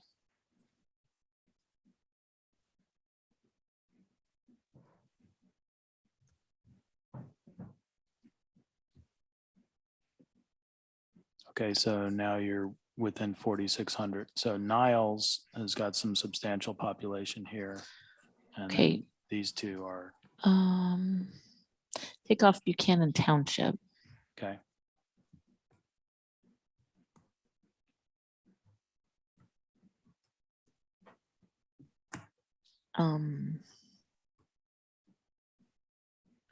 Yeah, that kind of that bothers me hanging out there like that. Take that one out then. Well, but then we'll be low. You could look at another township if you wanted to. Okay, take that out. Anyone have any? Okay, add in Berrien Township.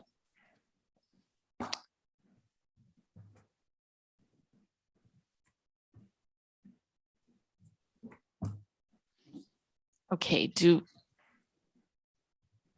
can you zoom out now so we can see it? What are people's thoughts about this? You got a nice border county. Mhm. Okay. We've got Battle Creek and Jackson together, which was something that was not wrong, I remember. Okay. We're 1,700 over. Do you think that's close enough to leave for right now? Mhm. I see nodding heads. Okay. Then Mustafa, I'm ready. This is Mustafa Rashid with the Department of State. Commissioner Orton, can you tell us how you took communities of interest into account? Yeah, so these are the southern border counties, which we've heard a lot about. Also, I included Jackson, the rest of Jackson County, because that was also listed as a community of interest with Hillsdale and Lenawee counties. And we also did hear public comment about including Calhoun County with that area. I didn't include the townships closest to the lake because that leaves it to be included with the lakeshore counties. And for population. And can you tell us, how did you consider minority populations while drawing the district? Not really, because there isn't significant minority populations, but I can read those numbers off to you if that helps. Whatever works best for you. Okay, so the total minority population is 17%, and non-Hispanic white is 82.8%.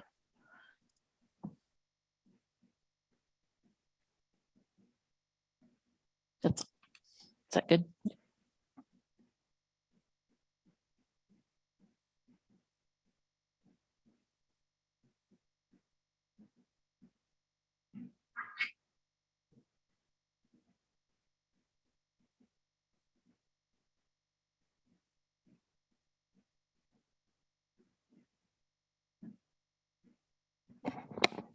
Thank you. Well done, Commissioner Orton. I think we're on to Commissioner Rothorn, if I'm not mistaken. Commissioner Rothorn, are you ready? Aye, aye, Captain.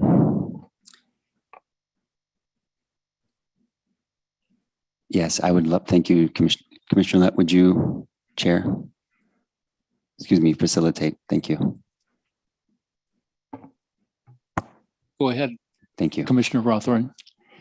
So I'm going to try to finish out this Berry cat. So we're going to stay where we are in the Southwest. Oh, yeah. Yes, we'll just try this here. See how we're, so all the way up from that, the southern border of 4, Kent, we're just going to take all of Kalamazoo Bent. Oh, wait. Yes, keep going. We have 775, so we need it all. Yeah.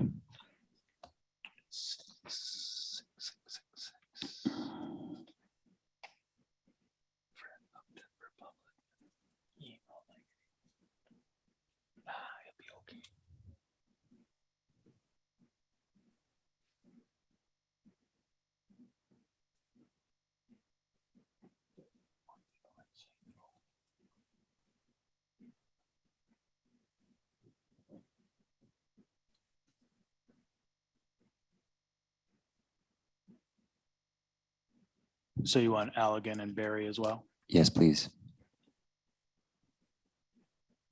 Would you like a side of fries with that?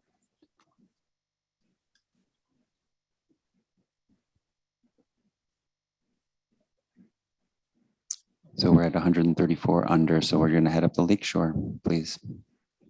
Ottawa next. Ottawa, yes, and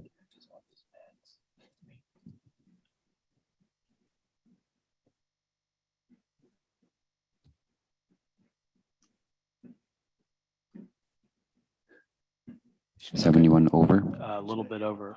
Okay. Well, a little bit for a congressional district, a lot for any other district. Right. So commissioners, yeah, taking out. Do I take out more of Grand Haven Lakeshore and leave the inland areas in order to keep, allow the next district with Muskegon? Is that?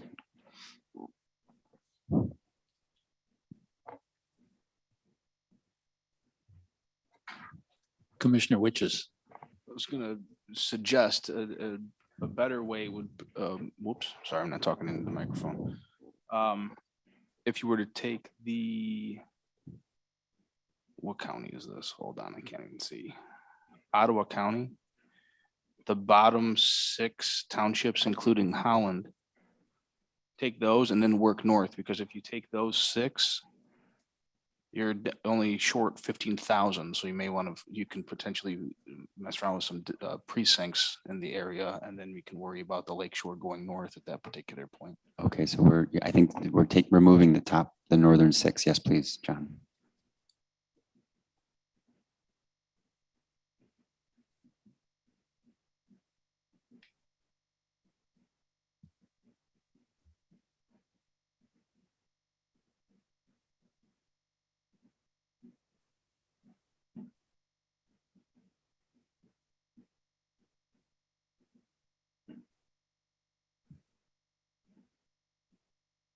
Right, so we're going to, so we need 15, so Allendale would put us over, but we are in Allendale, aren't we? So it feels appropriate. Let's include Allendale. I feel included by them. Let's include Allendale, just try it.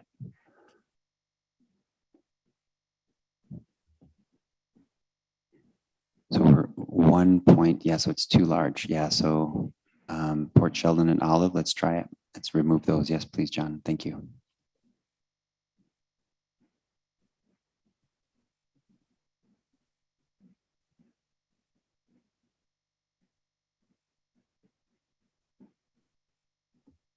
Yep. That was a thumbs up. All right. Oh, I thought you were raising your hand, Commissioner Orton. And, He's good on the numbers. Yeah, thank you. And the district, yeah, we're the non-Hispanic or the minority numbers are consistent with what we've drawn in 6, 7, and 8 at least. Not too far off. And Commissioner Orton. John has some. Maybe he wants to go first. I don't know. Yeah, I was just. John. Okay, I was just going to say on the water boundaries here, at some point you may look at adjusting those to be more congruent with the districts that they're adjacent to. At this point, I don't think it makes much difference. It'll be 0 population water blocks. So for example, you might unassign this, but not necessary at this point. okay, thanks for that clarification. So we have heard about community of interest of Hispanic population in on this western side of the state. So I'm wondering exactly where those populations are and Excellent. how this affects that. I hear you. Excellent suggestion. Can you put up the Hispanic, I guess, right? That's, so it's there, but we need the Hispanic. I guess I want white Hispanic and Black Hispanic. So it's the most comprehensive Hispanic numbers that we can get, John? Right, because it's not just a racial category, it's also ethnic. So how that is displayed will be.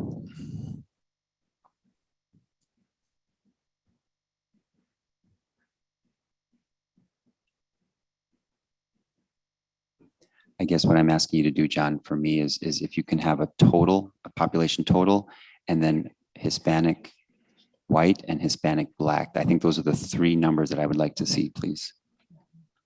If I'm, yeah.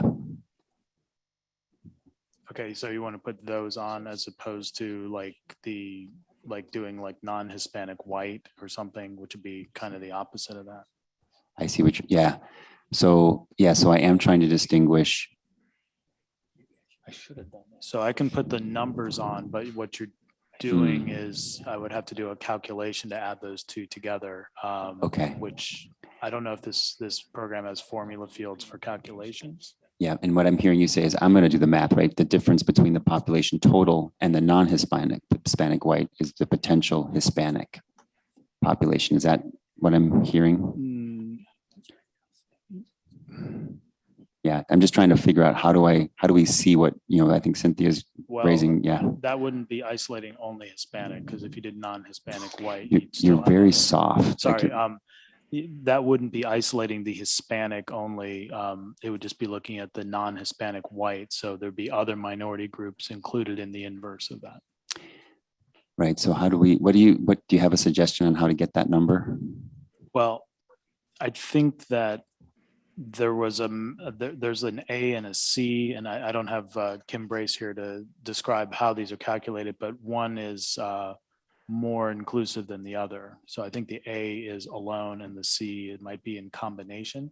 And so I think your Hispanic with the C designation is closer to what you want. That's, more maximized in the minority, or in this case, Hispanic population. So I've got the code. It says POP-HISP is Hispanic population. And I've got Hispanic single race and Hispanic multi-race. So maybe Hispanic population, which is POP-HISP. Yeah, let's try that one.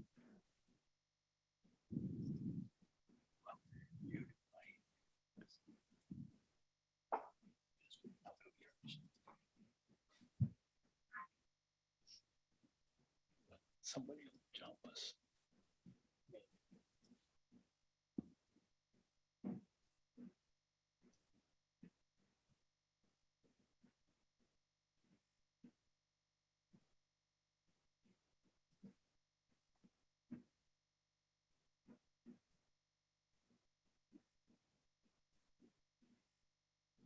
Okay, and this is at the township level, since so far you haven't looked below the township level. Okay. So let's see, I think you had Holland there, that calculation is 26%. Right.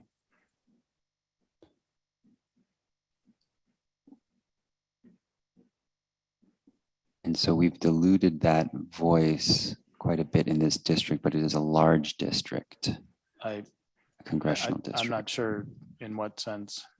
Yeah, dilution may be too much, that may be too strong a word. And we have not divided that district. We have not divided that population. And we do, okay, thank you for showing me that, John, yeah.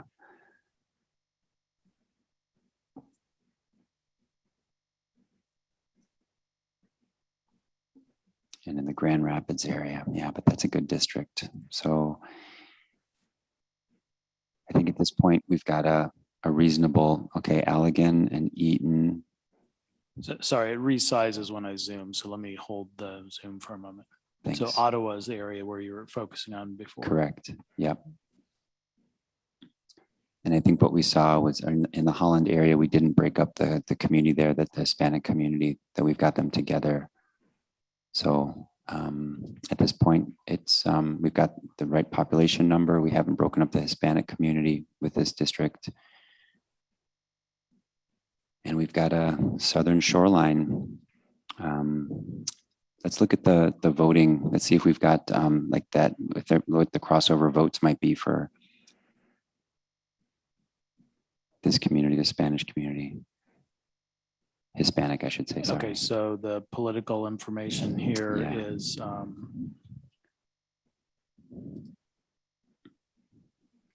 okay, so it's Biden 48, Trump 52, Clinton 45, Trump 55, Obama 47, Romney 53. For US Senate, Peters 45, James 55. For Governor, Stabenow is, Senator Stabenow is 47, James 53. Peters 47, Land 53 for US Senate. And then for 2012, Stabenow 50, Hoekstra's 50. For Governor, Whitmer's 49, Schuette is 51. And then in 2014, Shower 39, Snyder 61. And then you've got Nessel 45, Leonard 55 for Attorney General. And then 2014 is 38 for Totten and 62 for Schuette.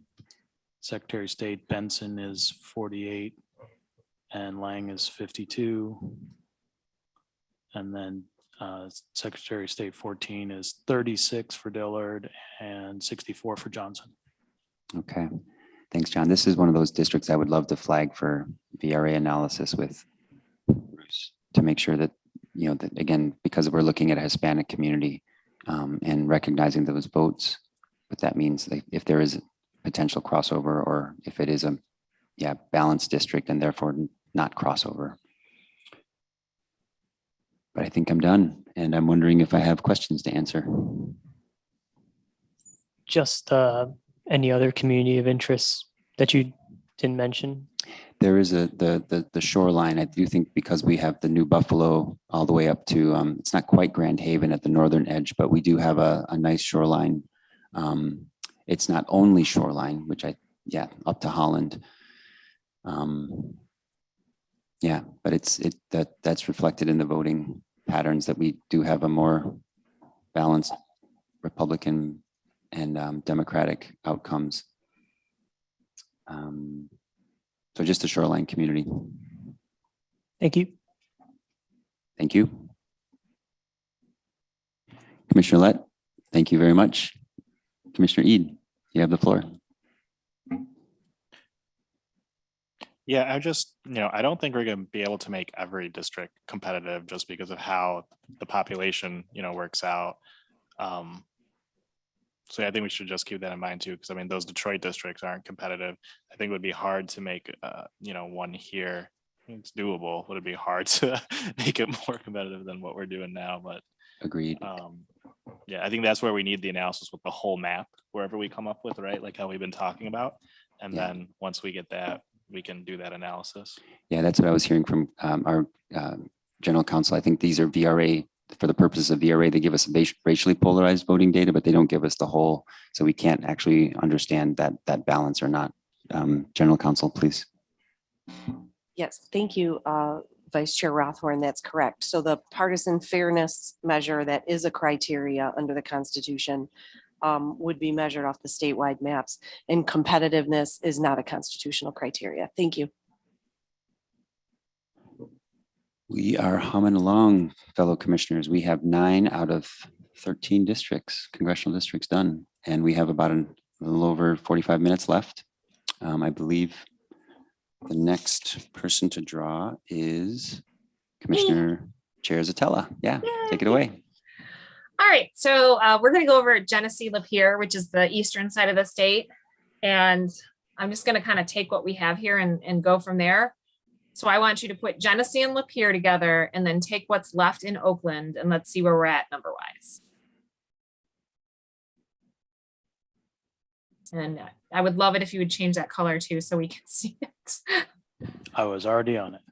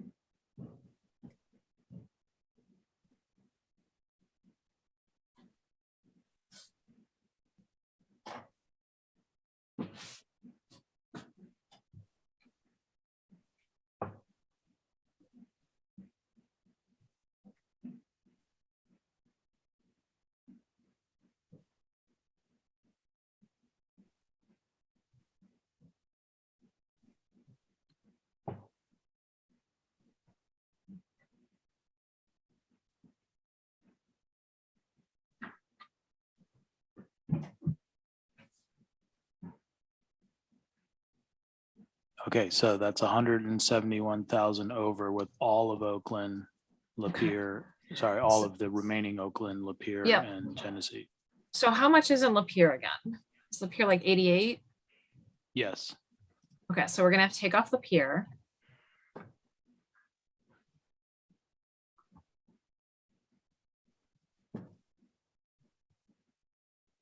Okay, and so now we're at what? 82,000 over. Okay, so let's start chipping away. Richard and Doug, since this is more your area, would you chip from the north or would you chip from the eastern border of Flint? I can't You're hear on you, mute. Doug. Doug, you have to take yourself off mute. Doug, you're on mute. I would take Troy, Rochester, Rochester Hills, and Oakland Township out. I think it doesn't fit in with Flint. But then where are we gonna put them? Well, they're gonna have to go with the mitten or the thumb. But do you think they Either- fit with the thumb? Because I don't really think they fit with I the thumb don't at all. know. No, they don't.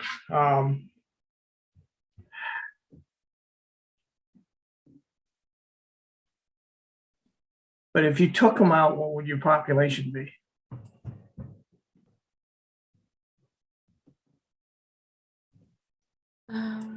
While you're thinking, Commissioner Eid has a thought. Commissioner Eid, fire away. Well, I think northern Oakland County, sort of the exurbs or exurban suburbs of it, could go with a thumb, actually. I mean, I think once you get that Yeah. far north, you're a little bit closer to the thumb than you would be with Flint. And then from there, you could put Genesee with Saginaw and Bay up there, which might make it easier going forward. The ones I'm not sure about are like the ones in southern Oakland County. Those probably wouldn't be good with the thumb. But the northern ones, I'd be all for it. So what northern ones? What are you talking about? Well, all the ones like north of Waterford, like what we have there. Yeah, So If you have to Oxford, Brandon, Addison. yeah, maybe even Oakland Township, Addison, You can't take No. Oakland off because then you're Yeah, isolating. I'm sorry, I thought that was at the top row. Yeah, Oxford, Addison, Brenton, yeah. All right, so let's take off Brandon, Oxford, and Addison. And that's gonna knock us down 45,000 about.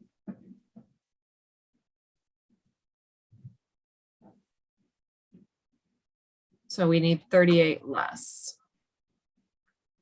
So let's go back up to the northern part of Flint. And I think Davison's right along there, right? So let's zoom in a bit. So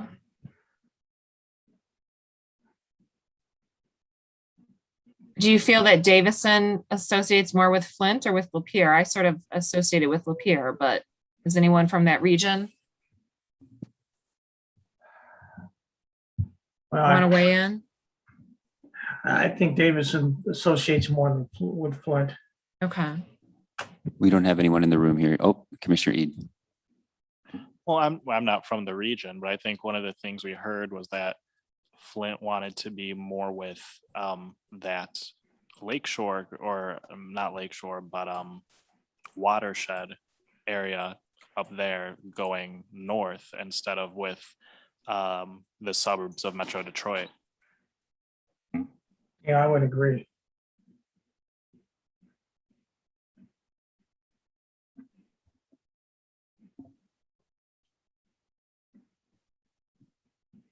Well, unfortunately, the way that everything else is drawn, I don't really have many options here. So I'm kind of trying to work with what's already drawn.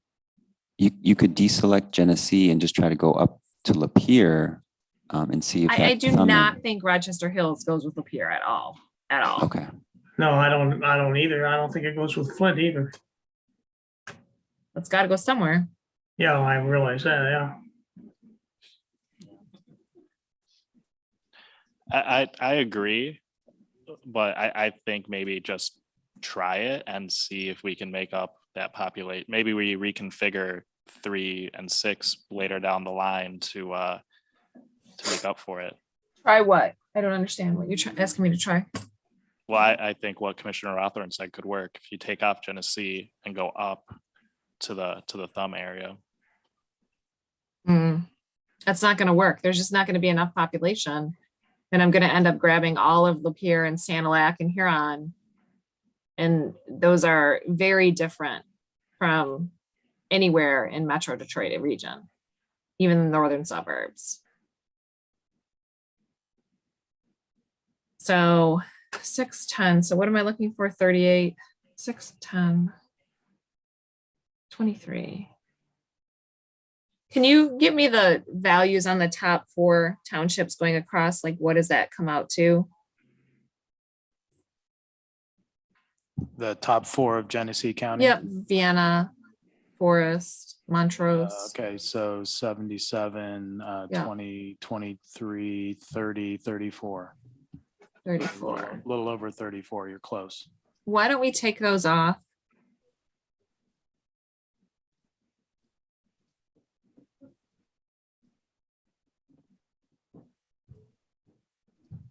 Okay, so that's 3,000 over.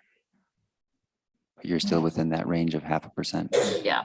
So I don't love this by any stretch of the imagination, but you know, and maybe we could readjust it by moving Rochester Hills into 6 and shifting 6 over, but I'm just going to leave this for now because I think we can, once we get the rest on here, we can kind of move things around. Commissioner Clark, do you have your hand raised for comment? Well, I will make a comment.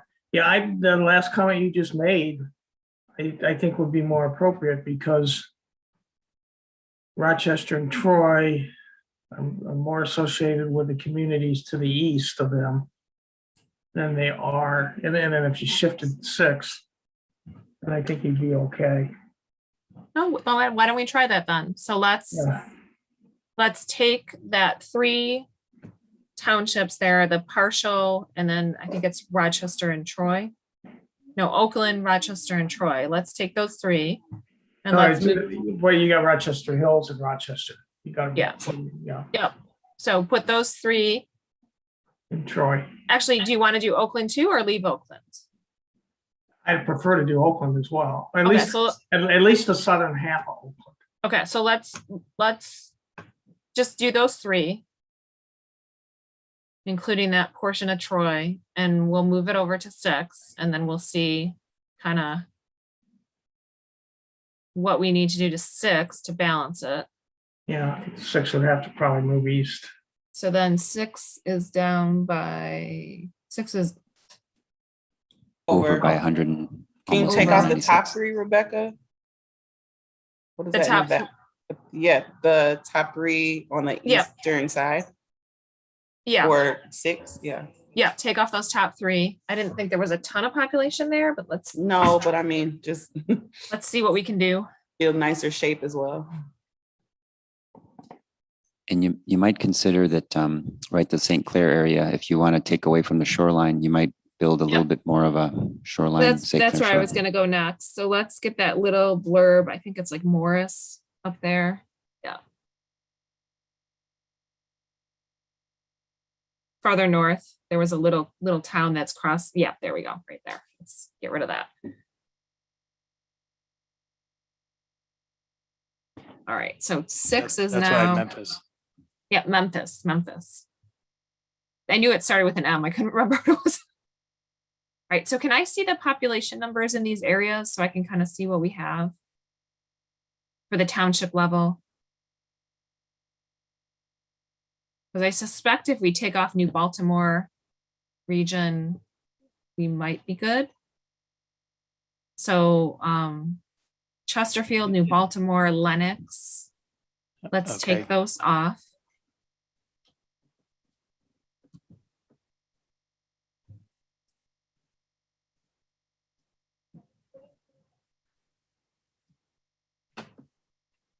And that area of Richmond too. Okay, so now what do we have? So we are still 100,000 over. Yeah.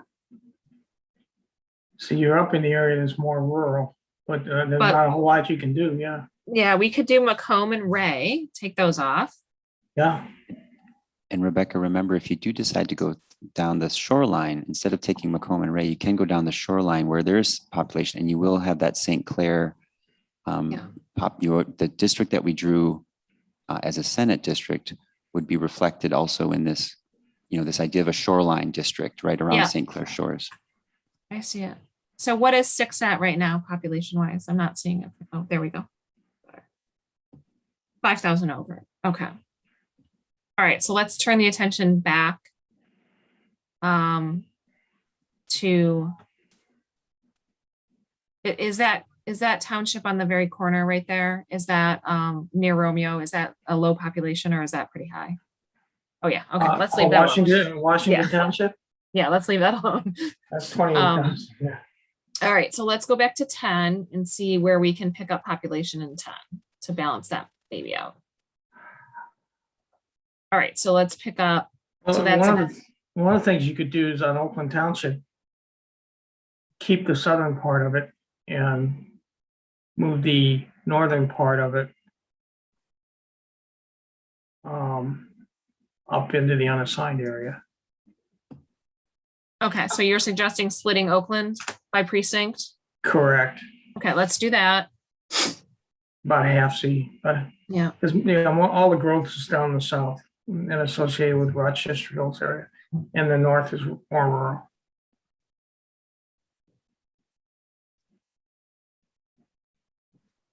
Do you want me to take out another precinct? Yeah, what do you think? I would. Yeah, I would. Okay, there's 3 here. I don't know what the populations are. Somewhere around 2,600. Take out. There's one that's 2,700 here. Yeah, I take that one out. I don't think it matters. So you're taking a lot of, you're saying. Oh, wait. Let me take a look at that. Let's do. I'd go to the other side of the other township. You took that one. Yeah, I'd keep that one because Twin Lakes, there's a lot of growth. Yeah, I wouldn't go south of Twin Lakes over on that side. Try this. So then,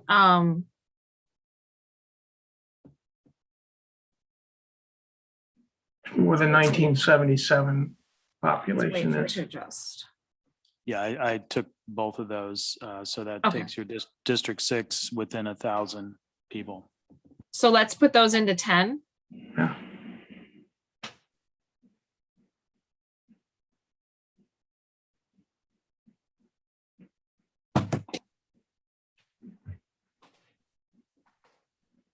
And then let's go to the next row above that in the same township and assign them to 10.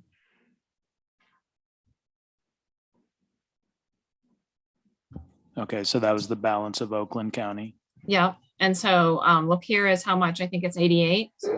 That's right. So I would just put, well, before we do that, so go back to those 4 that I took off Genesee and let's put those back in and see where we're at. No. Okay, so you need 100,000. So let's do Lapeer. And then what is that one little township right below? What is that? How much? So let's add in, yep, let's add in Bruce Township. All right, so you're up by 9,600, and this is Amanda and Ray are pretty close to what you need, or you could go Berlin. Let's do Berlin and Armada. Armada, I'm not sure. Okay, so this would be here in this area. Berlin, yeah. All right. Okay, that's within 1,200. All right, so then can we go look at the partisan?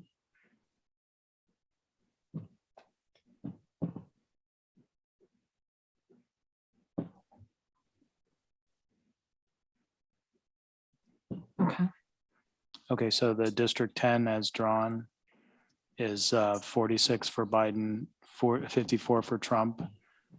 It's 44 for Clinton, 56 for Trump, for Obama, 53, Romney, 47 for president. And then for Senate, 46 Peters, 54 James, Stabenow, 49, James, 51 in 2018. 2014 is 57 Peters and 43 Land. US Senate in 2012 is 60 and 40 for Hoekstra.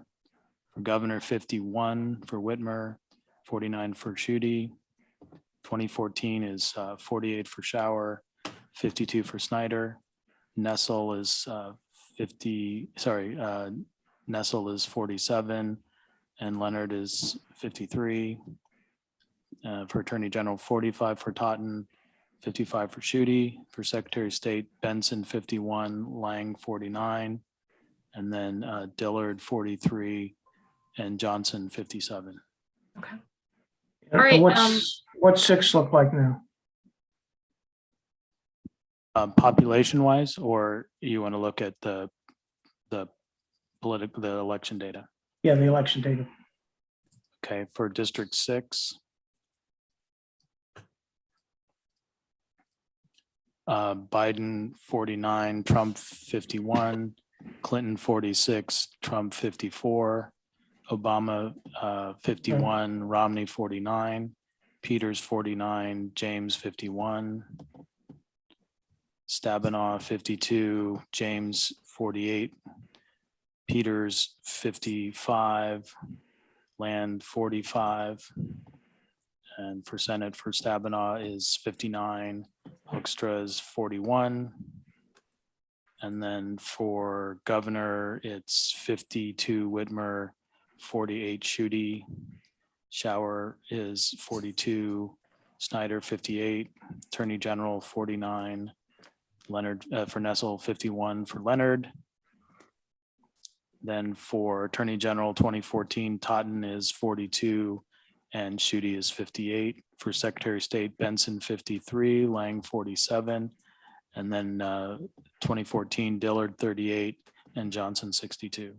Okay, I think that's in the ballpark what we're looking for. Yep, I'm happy with this district. I think it looks good. I think it looks better than what it was originally. So yeah, so Mustafa, do you have some questions for me? I do. First off, how did you take communities of interest into account? Yeah, so I was trying to preserve the Troy, Rochester Hills, Asian American community and trying to keep them together. So that was why we sort of reshifted it to 6 to preserve that so we didn't have to break it up. Also considering the community within Flint and trying to keep them together to make sure the African American community there is represented and not diluted. And then also just trying to balance out the population in that area. Thank you. All right. All right. I think we're on to Janice Follett at this point. How are you feeling, Janice? She started us off this morning. I know. We're making good progress. We've only got 3 more to go, right? And those should be faster. Can you go south? And I'm going to start St. Clair.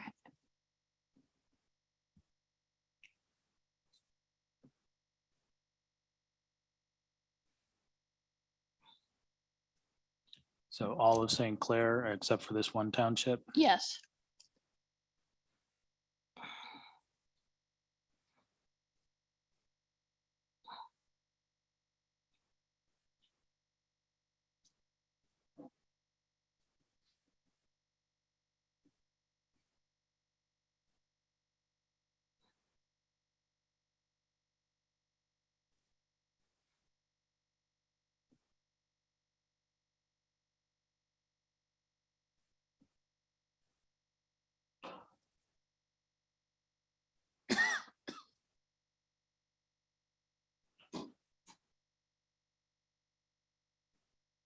Sorry, I'm adjusting the color. I'm not happy with that.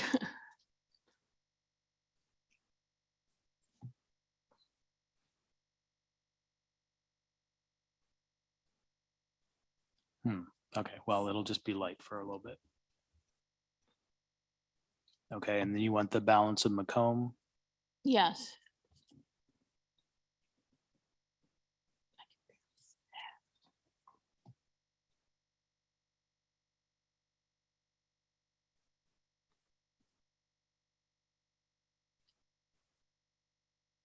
John, if you move that in the left turn, that you have to move the dot over to make it darker. Oh, okay, thanks. Yep. Okay, so 11, change color. Yep, that dot in the big block Oh, there on you the go. left. Yeah, Thank that you. one. Yep, That's there what you it go. was. Yep. Yeah, that's not good either. One moment. Now that we have the dot issue figured out, let's get a color that makes more sense.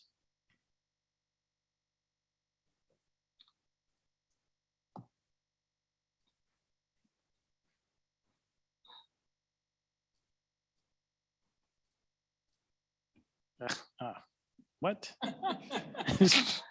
I guess it must have done two at once. Sorry about that. It's a sign, John. It's a sign. It's getting late in the day. 1 second. Take this here. Okay, now I think we got it. Okay, and then also to the west of it, the New Haven and Macomb.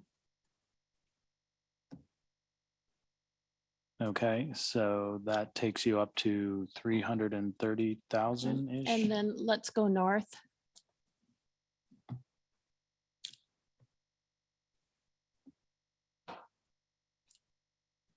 Okay, Sanilac, Huron, and Tuscola. Yes.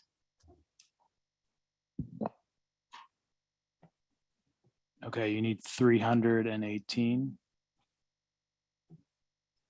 And Bay. Bay.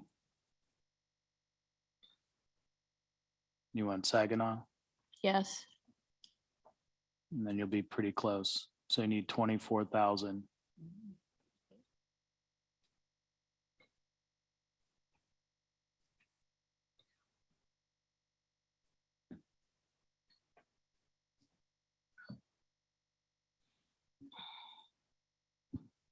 Can you move up so I can see south just a little?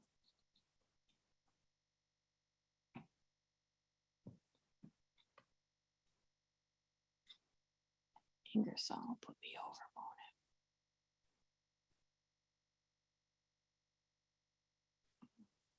it. Can I see the population of Ingersoll below south? 2,700.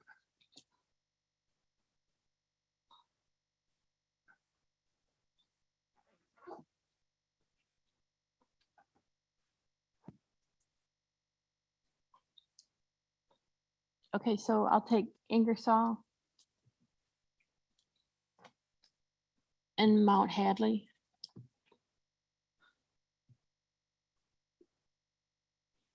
And then can I see Porter?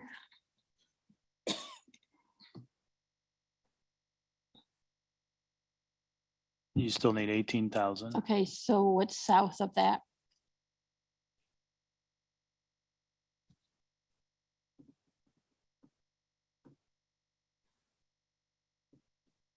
Did you say nothing? Hey, Janice.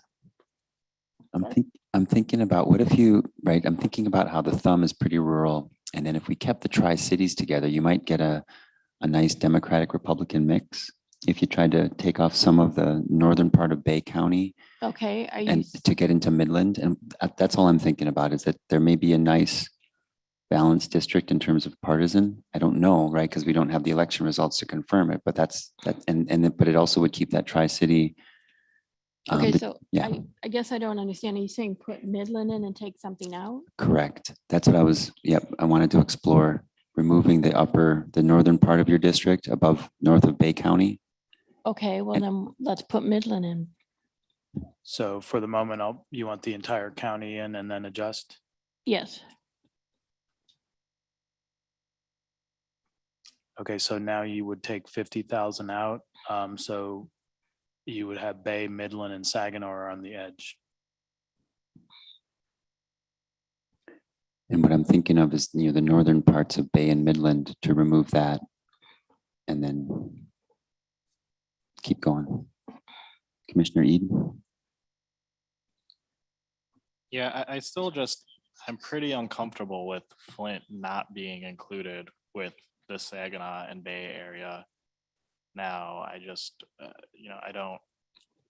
I see much more in common there. I mean, and we heard in the public comments that, the people there viewed themselves as being more so with Saginaw than with Oakland County. And because right now this 11 has St. Clair going all the way up to Bay. And it's making me a little uncomfortable.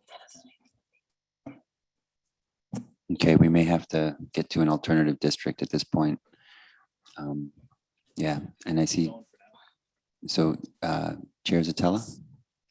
Yeah, I was just gonna say, just keep in mind that the district currently is huge because it's a big district, and the current district is St. Clair, Sanilac, Huron, Tuscola, and Lapeer. So this isn't a huge variation from that other district. It's just including a little bit more balance, I think, by including the Tri-Cities in there. Back to you, Commissioner Villette.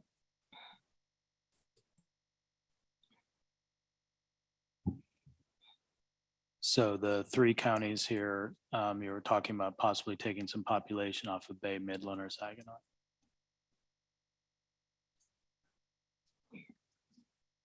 So Commissioner Orton, what do you think? Well,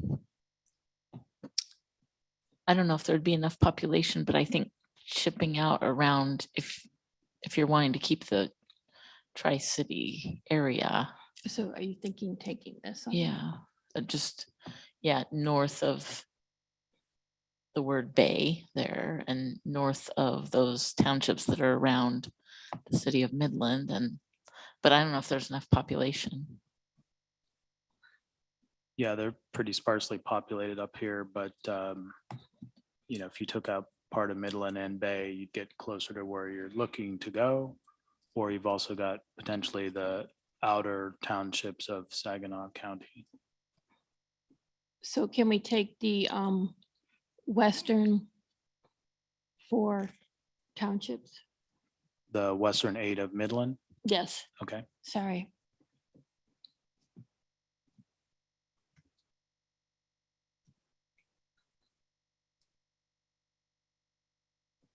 Okay, so that took off about 15, 18,000. Okay, and then see where that number 13 is?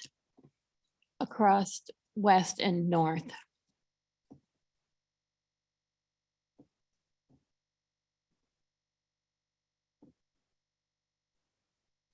Okay, that still leaves you 25,000. So would you look at Saginaw or continuing more into Bay or more into Midland?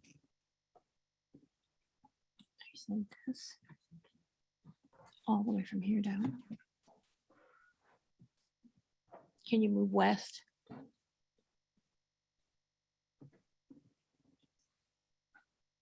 Okay, and then let me see south.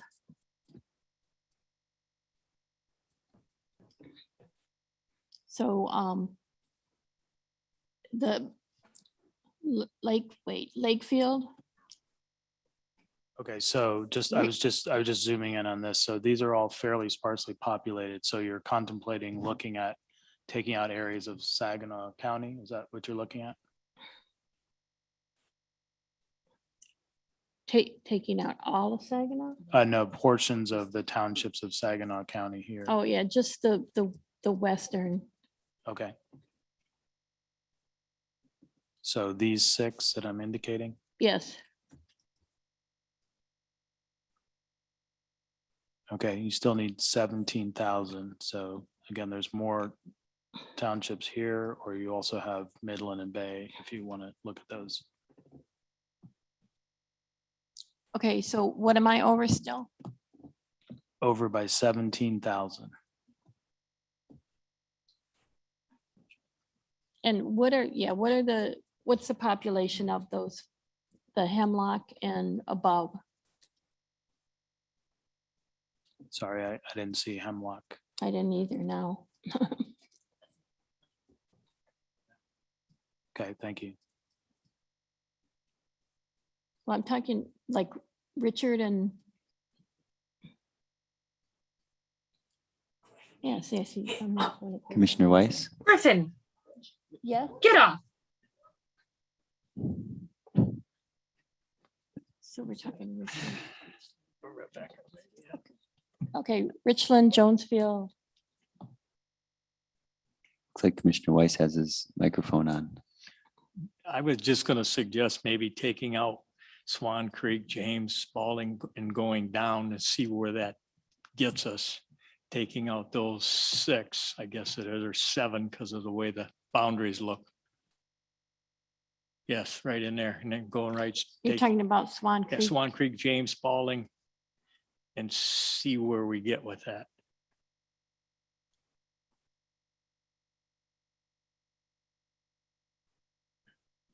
That gets you within 1,100 people, and then there's a little discontiguity we'd look at here. Yeah, why don't you fix it quick if you can? Okay, that's good. Nice teamwork. Do you want to put Spalding back Oh, yeah, in? you take that out. Or take, right? well, this is Put it the in? city of No, Saginaw or the township? I'm not sure. Take it out and see what it does for you. It's already low.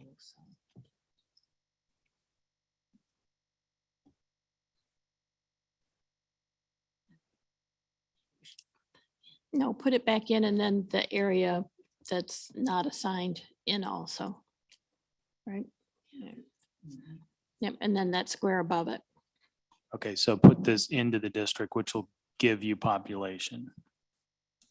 So because you're short of population right now. So add this in,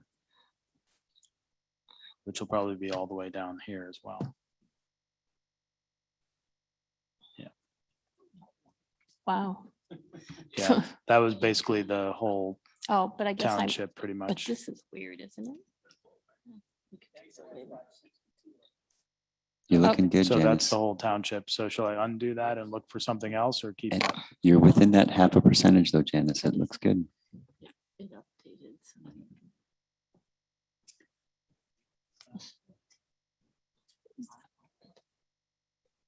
In Midland, take off those western.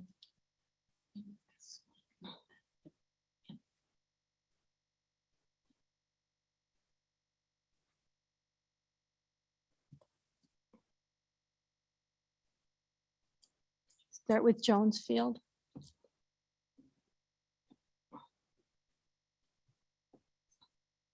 And Mount Hadley. Take both of those off.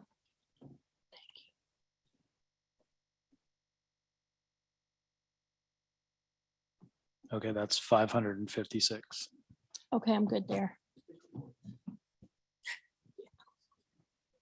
Well done. You have some questions to answer, Commissioner Villette. This is Mustafa Rashid with the Department of State. Commissioner Villette, how did you take communities of interest into account?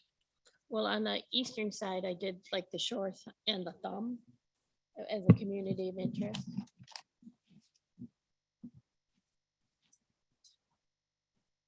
And how did you consider minority populations while drawing the district? Janice, I think John's got some answers for you too.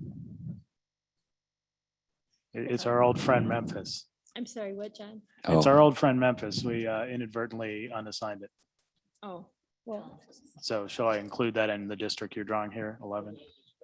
yep, put him back in wherever right. he was. And that puts you within 203. Back to Department of State with Mustafa Rashid.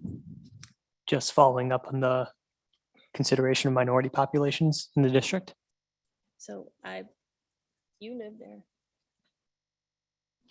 I guess I don't know the totals, but I know part of east side of Saginaw has a black community quite large. There is some also on the east or west side of Saginaw.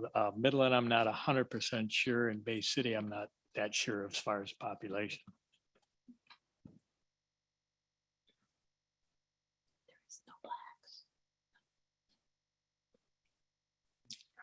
If there's nothing else, we're good.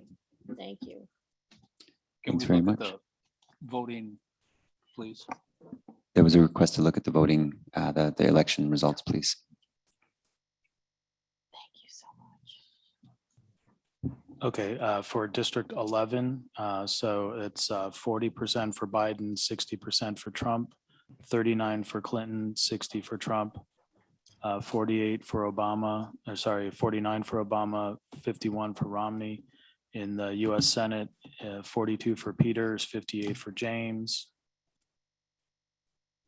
Stabenow 45, James 55, Peters 54, Land 46. Stabenow is, sorry, wait a minute, let me double check this. I feel like I may have slept. No, that's right. Okay. Stabenow 45, James 55, I said, Peters 54, Land 46, Stabenow is 60, Hoekstra's, 59 for Stabenow, 41 for Hoekstra. Whitmer, 46 and a half. Schuette is 53 and a half for governor. Shower, 45. Snyder, 55. For Attorney General, Nessel, 42. Leonard, 58. For Attorney General, Totten, 39. Schuette, 61. Secretary of State, Benson, 46. Lang, 54. Then Dillard, 40. And Johnson, 60.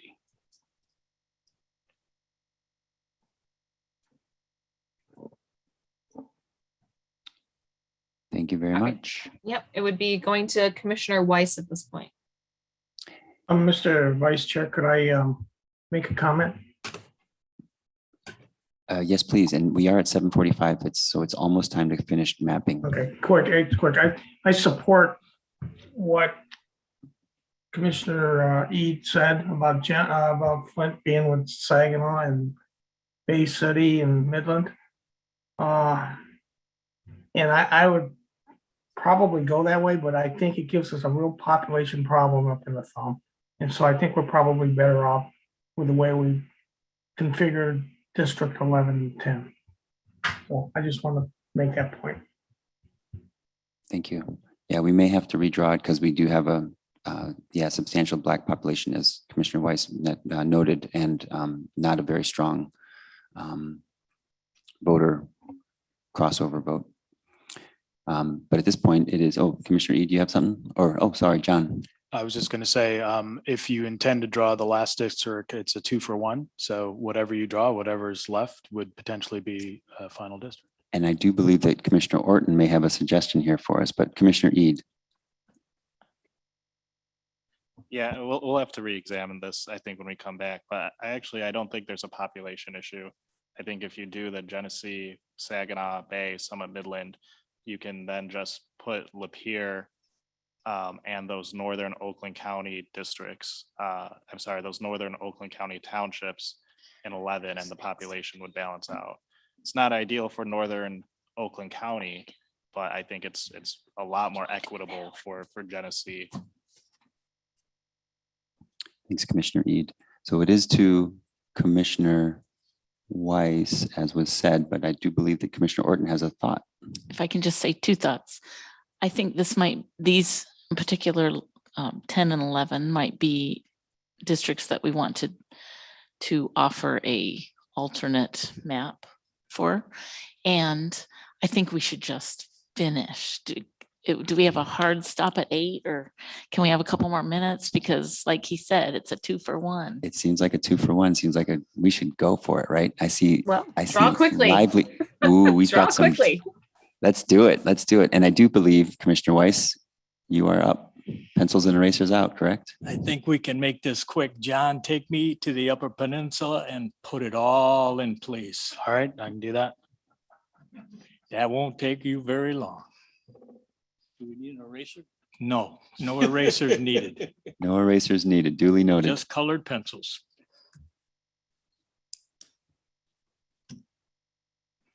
I do have colored pencils in my car for the Thank record. you. Duly noted, John. Thank you. Okay. Okay, sorry, I took these before you said take these. So let me just back that out and then I'll stop here. So we're at the bridge here. Is your district correct? Yeah, so you've taken in 300,000 people, Okay, I which just is all wanna of the make sure. UP. All right, would you take me down the right side, please? Yes. That will work. Down to Alcona? Yeah, Okay, let's see what we get there.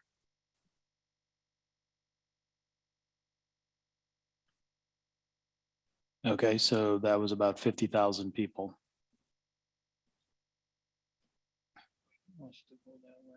Which way? Go left, right, yeah. All right, so let's take Iosco and Aranac, that puts it all together on the shoreline. Okay, Just come in that straight in. Yeah, take the Commissioner Orton. Oscoda, Ogama, what is that? I thought it was Montgomery. but I'm Commissioner not Weiss, sure. Commissioner Orton has a Yeah, take suggestion. those three, please.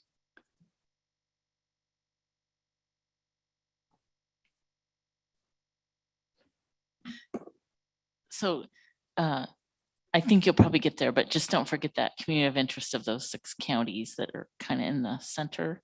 It goes down to Gratiot and Montcalm. Which ones are you would like me to So put it's in? Gratiot, Macomb, Isabella, Macasta, Montcalm.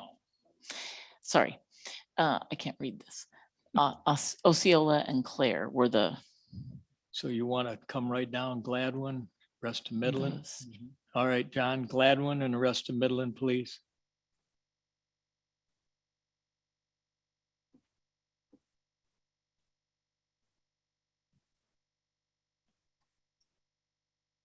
And fill those 4 or 5, I should say.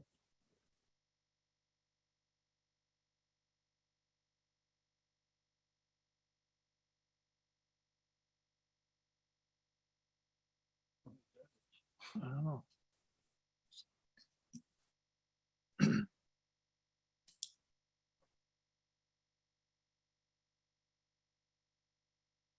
okay, so that's the balance of Bay and Midland. Yeah, and just go below Saginaw there. So we're And then- taking the rural part of Saginaw? Yes. And then the next county over.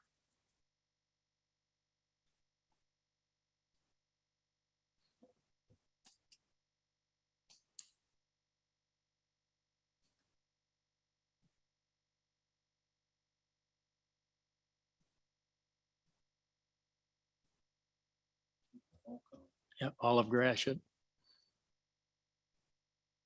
I don't think you're going to want to do Gratiot. Sure.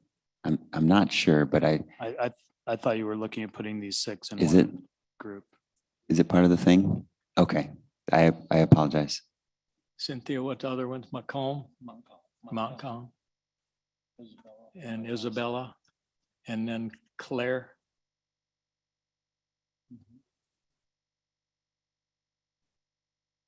Okay, so that'll put you a little bit over, but only 9,000. And then the unassigned area will be, is basically equivalent to a district. So you might look at taking a county out, a whole county, like one of these that's pretty close to the population you want, or a township or several townships. Yep. You think, Cynthia? Are we contiguous with the bridge? Do we split Mackinac? Yeah, you're not contiguous to the bridge. Right, so we without gotta Sheboygan. add Sheboygan and Emmett if we're gonna. We're not up there. You gotta cross the bridge. We're not contiguous. Right, because the bridge is where Emmett and Sheboygan meet. Yep, that's the bridge. So if we put Sheboygan in, would that take care of us? Just put the two- You'll have to take No, something because then we're out. splitting the city of Mackinac. No, I'm way over. All right. take off Osceola.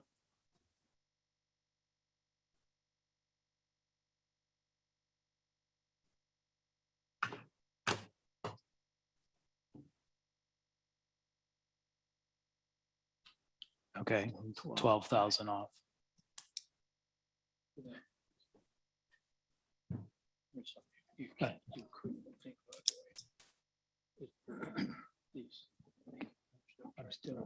General Counsel has asked for to zoom in at the bridge to make sure that we do have with Sheboygan that we have covered the bridge.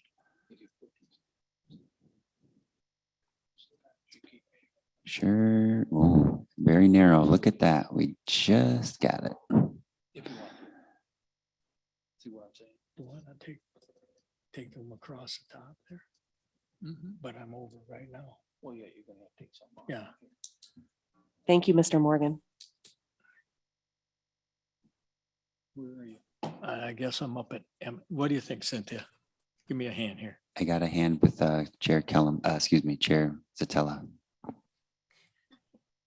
I was thinking you could take out Montmorency. That's 9,000. That might get you a little closer. Okay, give it a try.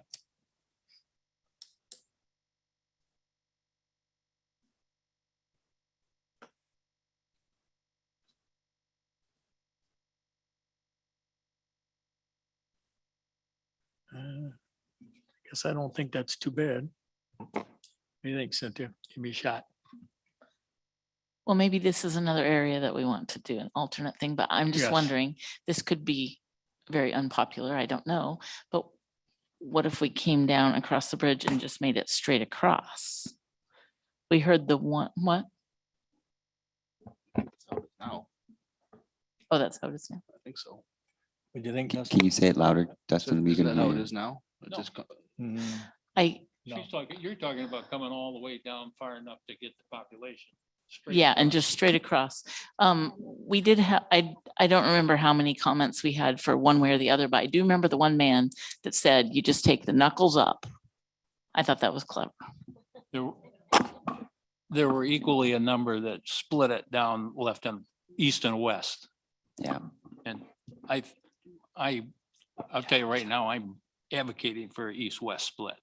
Because I think that's a better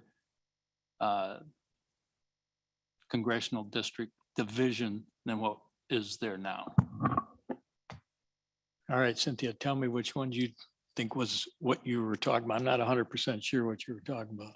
Talking about Crawford and Roscommon, and then two above that? And then taking off some down at the bottom? Yeah, but Okay. John, give it a try, please. Crawford, Roscommon, and the two above it. Okay, so you're talking about putting those in? Yes, putting them in, and then we'll take off some down below. Okay. Do you want Montmorency back in or not? Yes. Okay.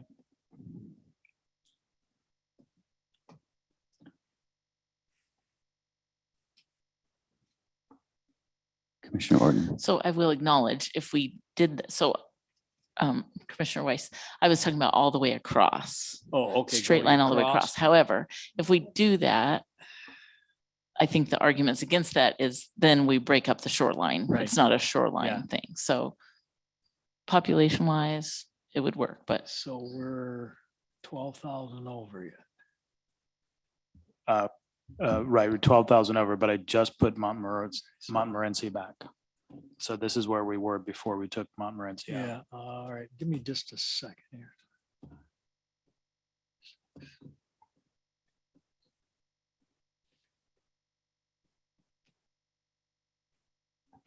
Commissioner Clark, do you have your hand raised? I do. I'm not concerned. I don't think I'd be concerned about the shoreline because this is congressional. And I don't see Congress talking about the Michigan shoreline from Traverse City down to Muskegon and Muskegon down to the Indiana border. And so I think they're more interested in the big picture of the Great Lakes, you know. So where we're going east-west or north-south, like we're making the change, I think is the appropriate thing to do. On the other hand, there are lots of contaminants and yeah, I think there may be international waterways even that we want to consider that yeah, might be, I'm not sure about that, Doug. I think there may actually be reasons to keep a shoreline district. And Commissioner Witches has a clip. Actually, no, I would agree with Commissioner Clark 100% with that statement. Bigger picture. Can you speak into the microphone more? A bigger picture approach is what Congress definitely does. The protection of the shorelines is something that would be handled within the state itself. So I would advocate for going straight across and then taking the rest of the middle for the remaining district that's going to be left over. And we thought this was going to be a quick draw. Well, you have basically on the eastern shore, you have international shipping going up from Detroit through the locks. You don't have that much going over on the western shore, more tourism. And there have been a number of maps submitted on the portal that show the split coming down east and west rather than north and south. So I don't agree with that. But were those maps, Senate maps? I don't agree with that coming straight down across. I think coming down with an east-west split makes more sense. Commissioner, were those Chair- maps that were submitted? Doug, Commissioner Chair Zatella has her hand raised, and then I want to bring it back to Weiss. So we're actually over time at this point, and the whole point of this was to try to finish it quickly, and we're now like spiraling, which we like to do, and that's great. But we are out of time, and I know people have expectations about when we're supposed to be out. So my suggestion would be to leave this where it is, fill in the other area with District 13, and then on Monday we can create an alternative map where we draw it a different way, rather than continue to sort of discuss and debate, since we are over our time at this point. It's 8 o'clock. How do you feel about that, Commissioner Weiss? I would say take out the eraser, please, and take out the last thing I did, and then I'd be happy with that for now. Okay, so Then to Monday we'll clarify, finish. putting Montmorency into the District 13, Yes, and then following the chair's comments, would put the unassigned area into a District 13. yes, Okay. thank you. And we'll pick up with you, Commissioner Weiss, back on Monday. And we'll finalize all the Department of State questions on Monday. Thank you. So we've concluded mapping, and so Chair Zatella, it is back to you.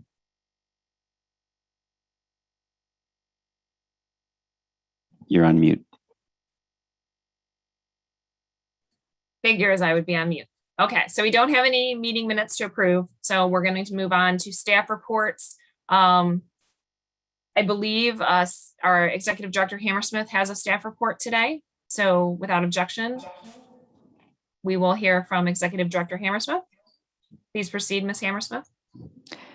So between the meetings, the staff talked, the AV talked, and Yvonne, you can chime in here also if you need to.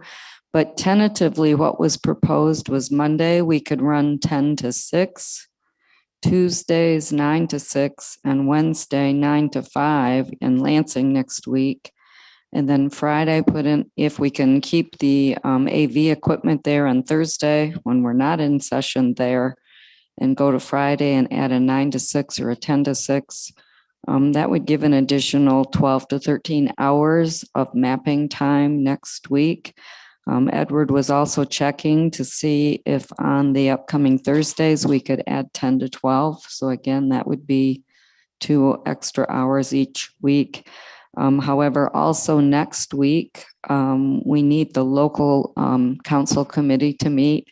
And we were hoping to either book an hour ahead of our Tuesday or Wednesday meeting, or take that first hour for that committee meeting, because those proposals are ready to be reviewed. So it sounds like we need to, and Chair Zatella, sorry, it's back to you. Oh yeah, so I was just gonna see if anyone has any questions. Since you're in the room, feel free to facilitate any discussion on this, or we can just pick it up again on Monday, either way.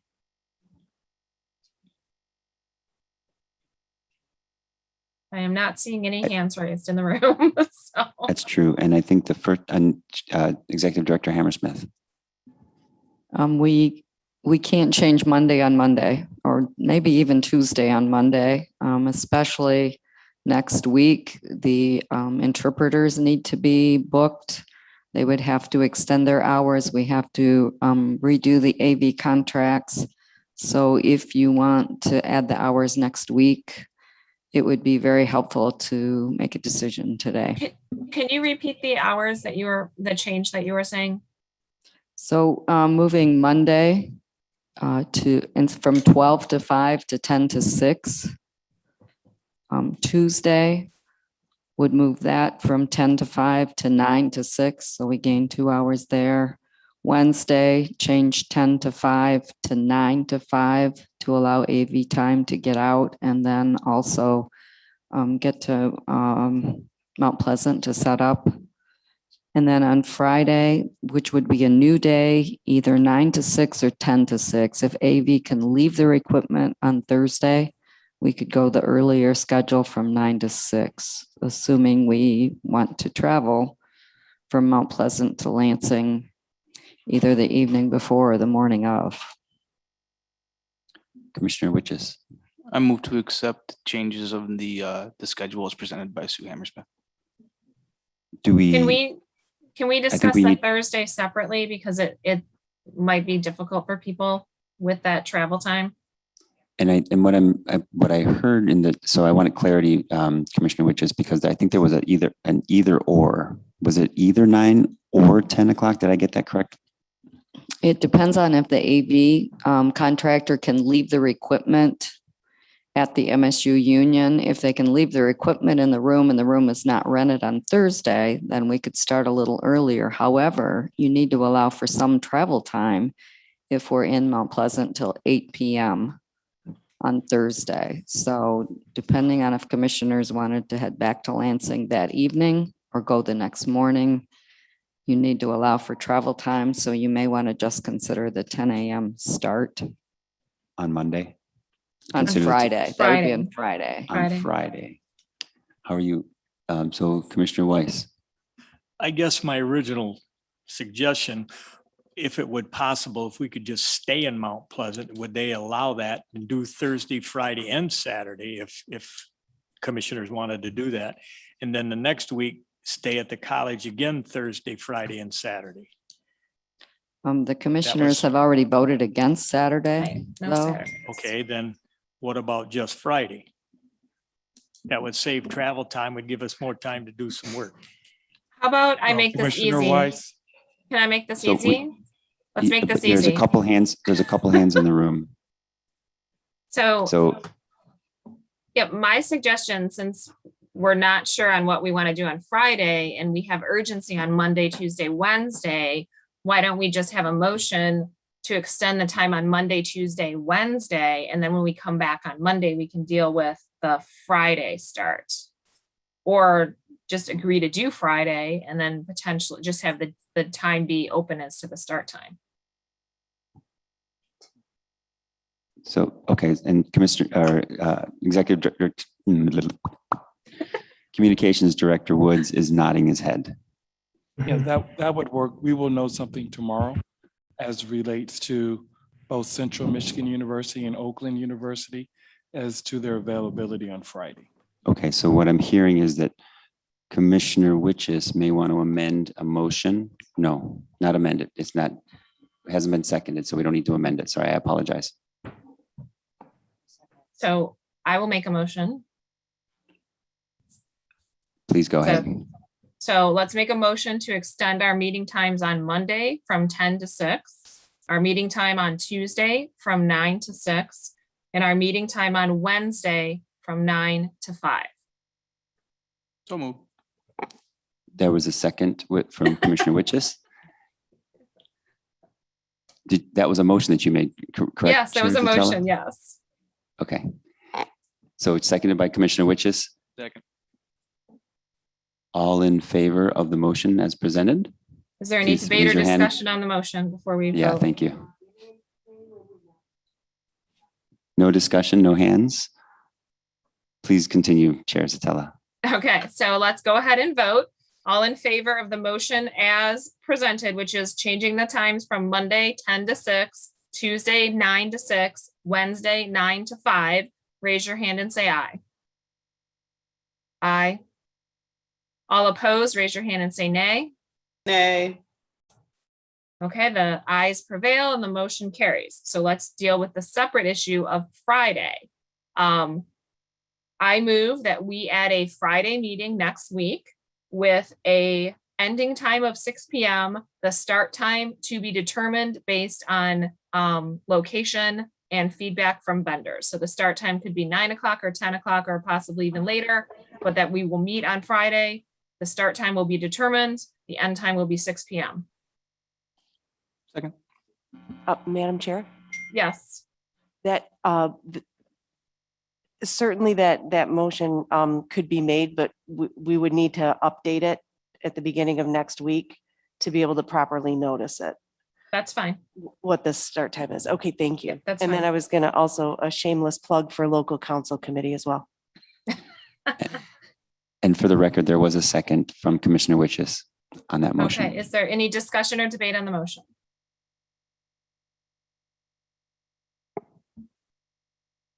No hands here. Oh, Okay, sorry, so let's Commissioner go Orton ahead and Commissioner vote. Orton has one. Okay. I don't know if it's about this motion necessarily, but there was a shameless plug for the local council. When is that committee going to be able to meet with all these hours? Was that listed? So Well, Madam Chair, for Commissioner Orton's purpose, there's a motion on the table pending that's been moved and seconded about the Friday meeting. So you would be raising a new issue for after the vote is So concluded. I would also suggest that because the start time for that Friday meeting is open, I think we could give consideration to having the local council committee meet first and then potentially have the regular committee or regular full commission meet later. So something that we can sort of sort out on Monday, I think. But I just want to make sure that Edward has the authority to know to set up that meeting and that our staff has the ability to know that we want to meet on Friday so that they can make those arrangements and we're not putting them in a crunch on Monday. That's kind of my thought process. Executive Director Hammersmith. The Friday has already been approved in the previous meeting, so there is a Friday meeting in your schedule. Okay. It's just unknown exactly what times, and I don't know if I would ask General Counsel if she would prefer the local council committee to meet earlier in the week versus on Friday also.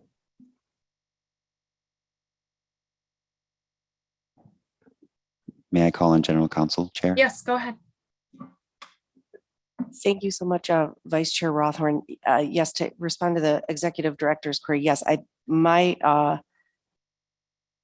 my understanding was that it would be either on Tuesday or Wednesday.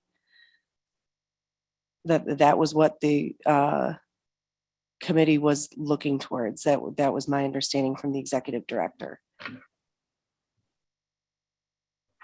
And again, you have the motion on the table, moved and seconded. Well, it sounds like we did. Can I withdraw the motion since it sounds like it's not needed?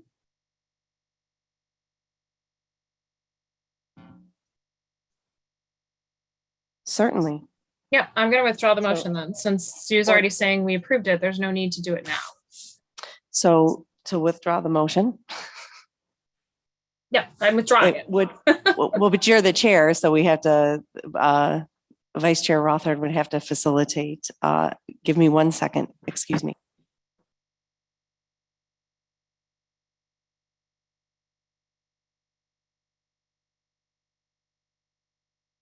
So without objection, the previous motion from Chair Zatella would be withdrawn. Hearing no objection, that action is taken. Shazam. I got a question. Who's Chair on the committee for the attorney? You? Commissioner or General Counsel. Yep. chairperson, the chairperson of the committee is Commissioner Lett, as he knows. Commissioner Witches, Curry, and Clark are the other 3 members of that committee. You got, Doug, you got any problem with Tuesday or Wednesdays make a difference? I'm good anytime. Dustin? Good anytime. We don't have Juanita here. She'll probably either be coming in or be coming in by Zoom.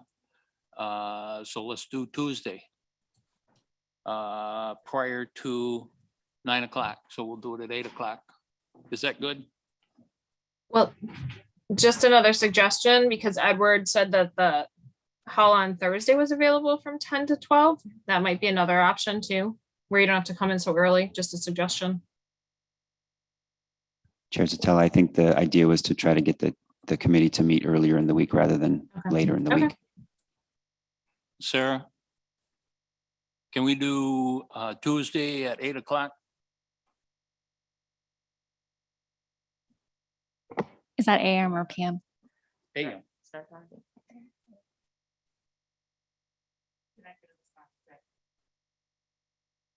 Sure.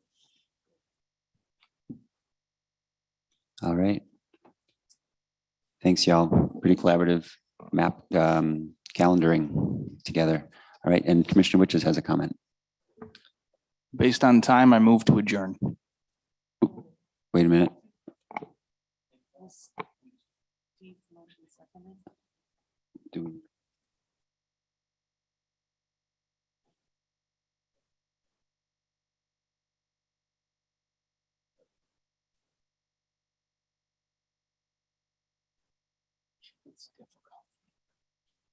We need a moment to confer and make sure that we don't need a motion in order for the Tuesday meeting to happen with the We don't know if it's gonna committee. happen Tuesday or We don't know if it's going to happen. Yeah, so we're just trying to figure out. I think we would still need to confirm availability of the space. So I would not recommend a motion at this time. Excellent. So we'll wait until Monday to take it on Monday. And there was a motion, there was no second. Do we want to just? Chair Zatella, do you want to take it? There was a second from Commissioner Lett to adjourn, move to adjourn, a motion to adjourn. So who, it was Witches who moved it and Let who seconded it? Yeah, we can go ahead and do that. All in favor, raise your hand and say aye. Aye. All opposed, raise your hand and say nay. All right, it is 8:18 and we are adjourning for the evening. Thank you, everybody. Thanks, everybody.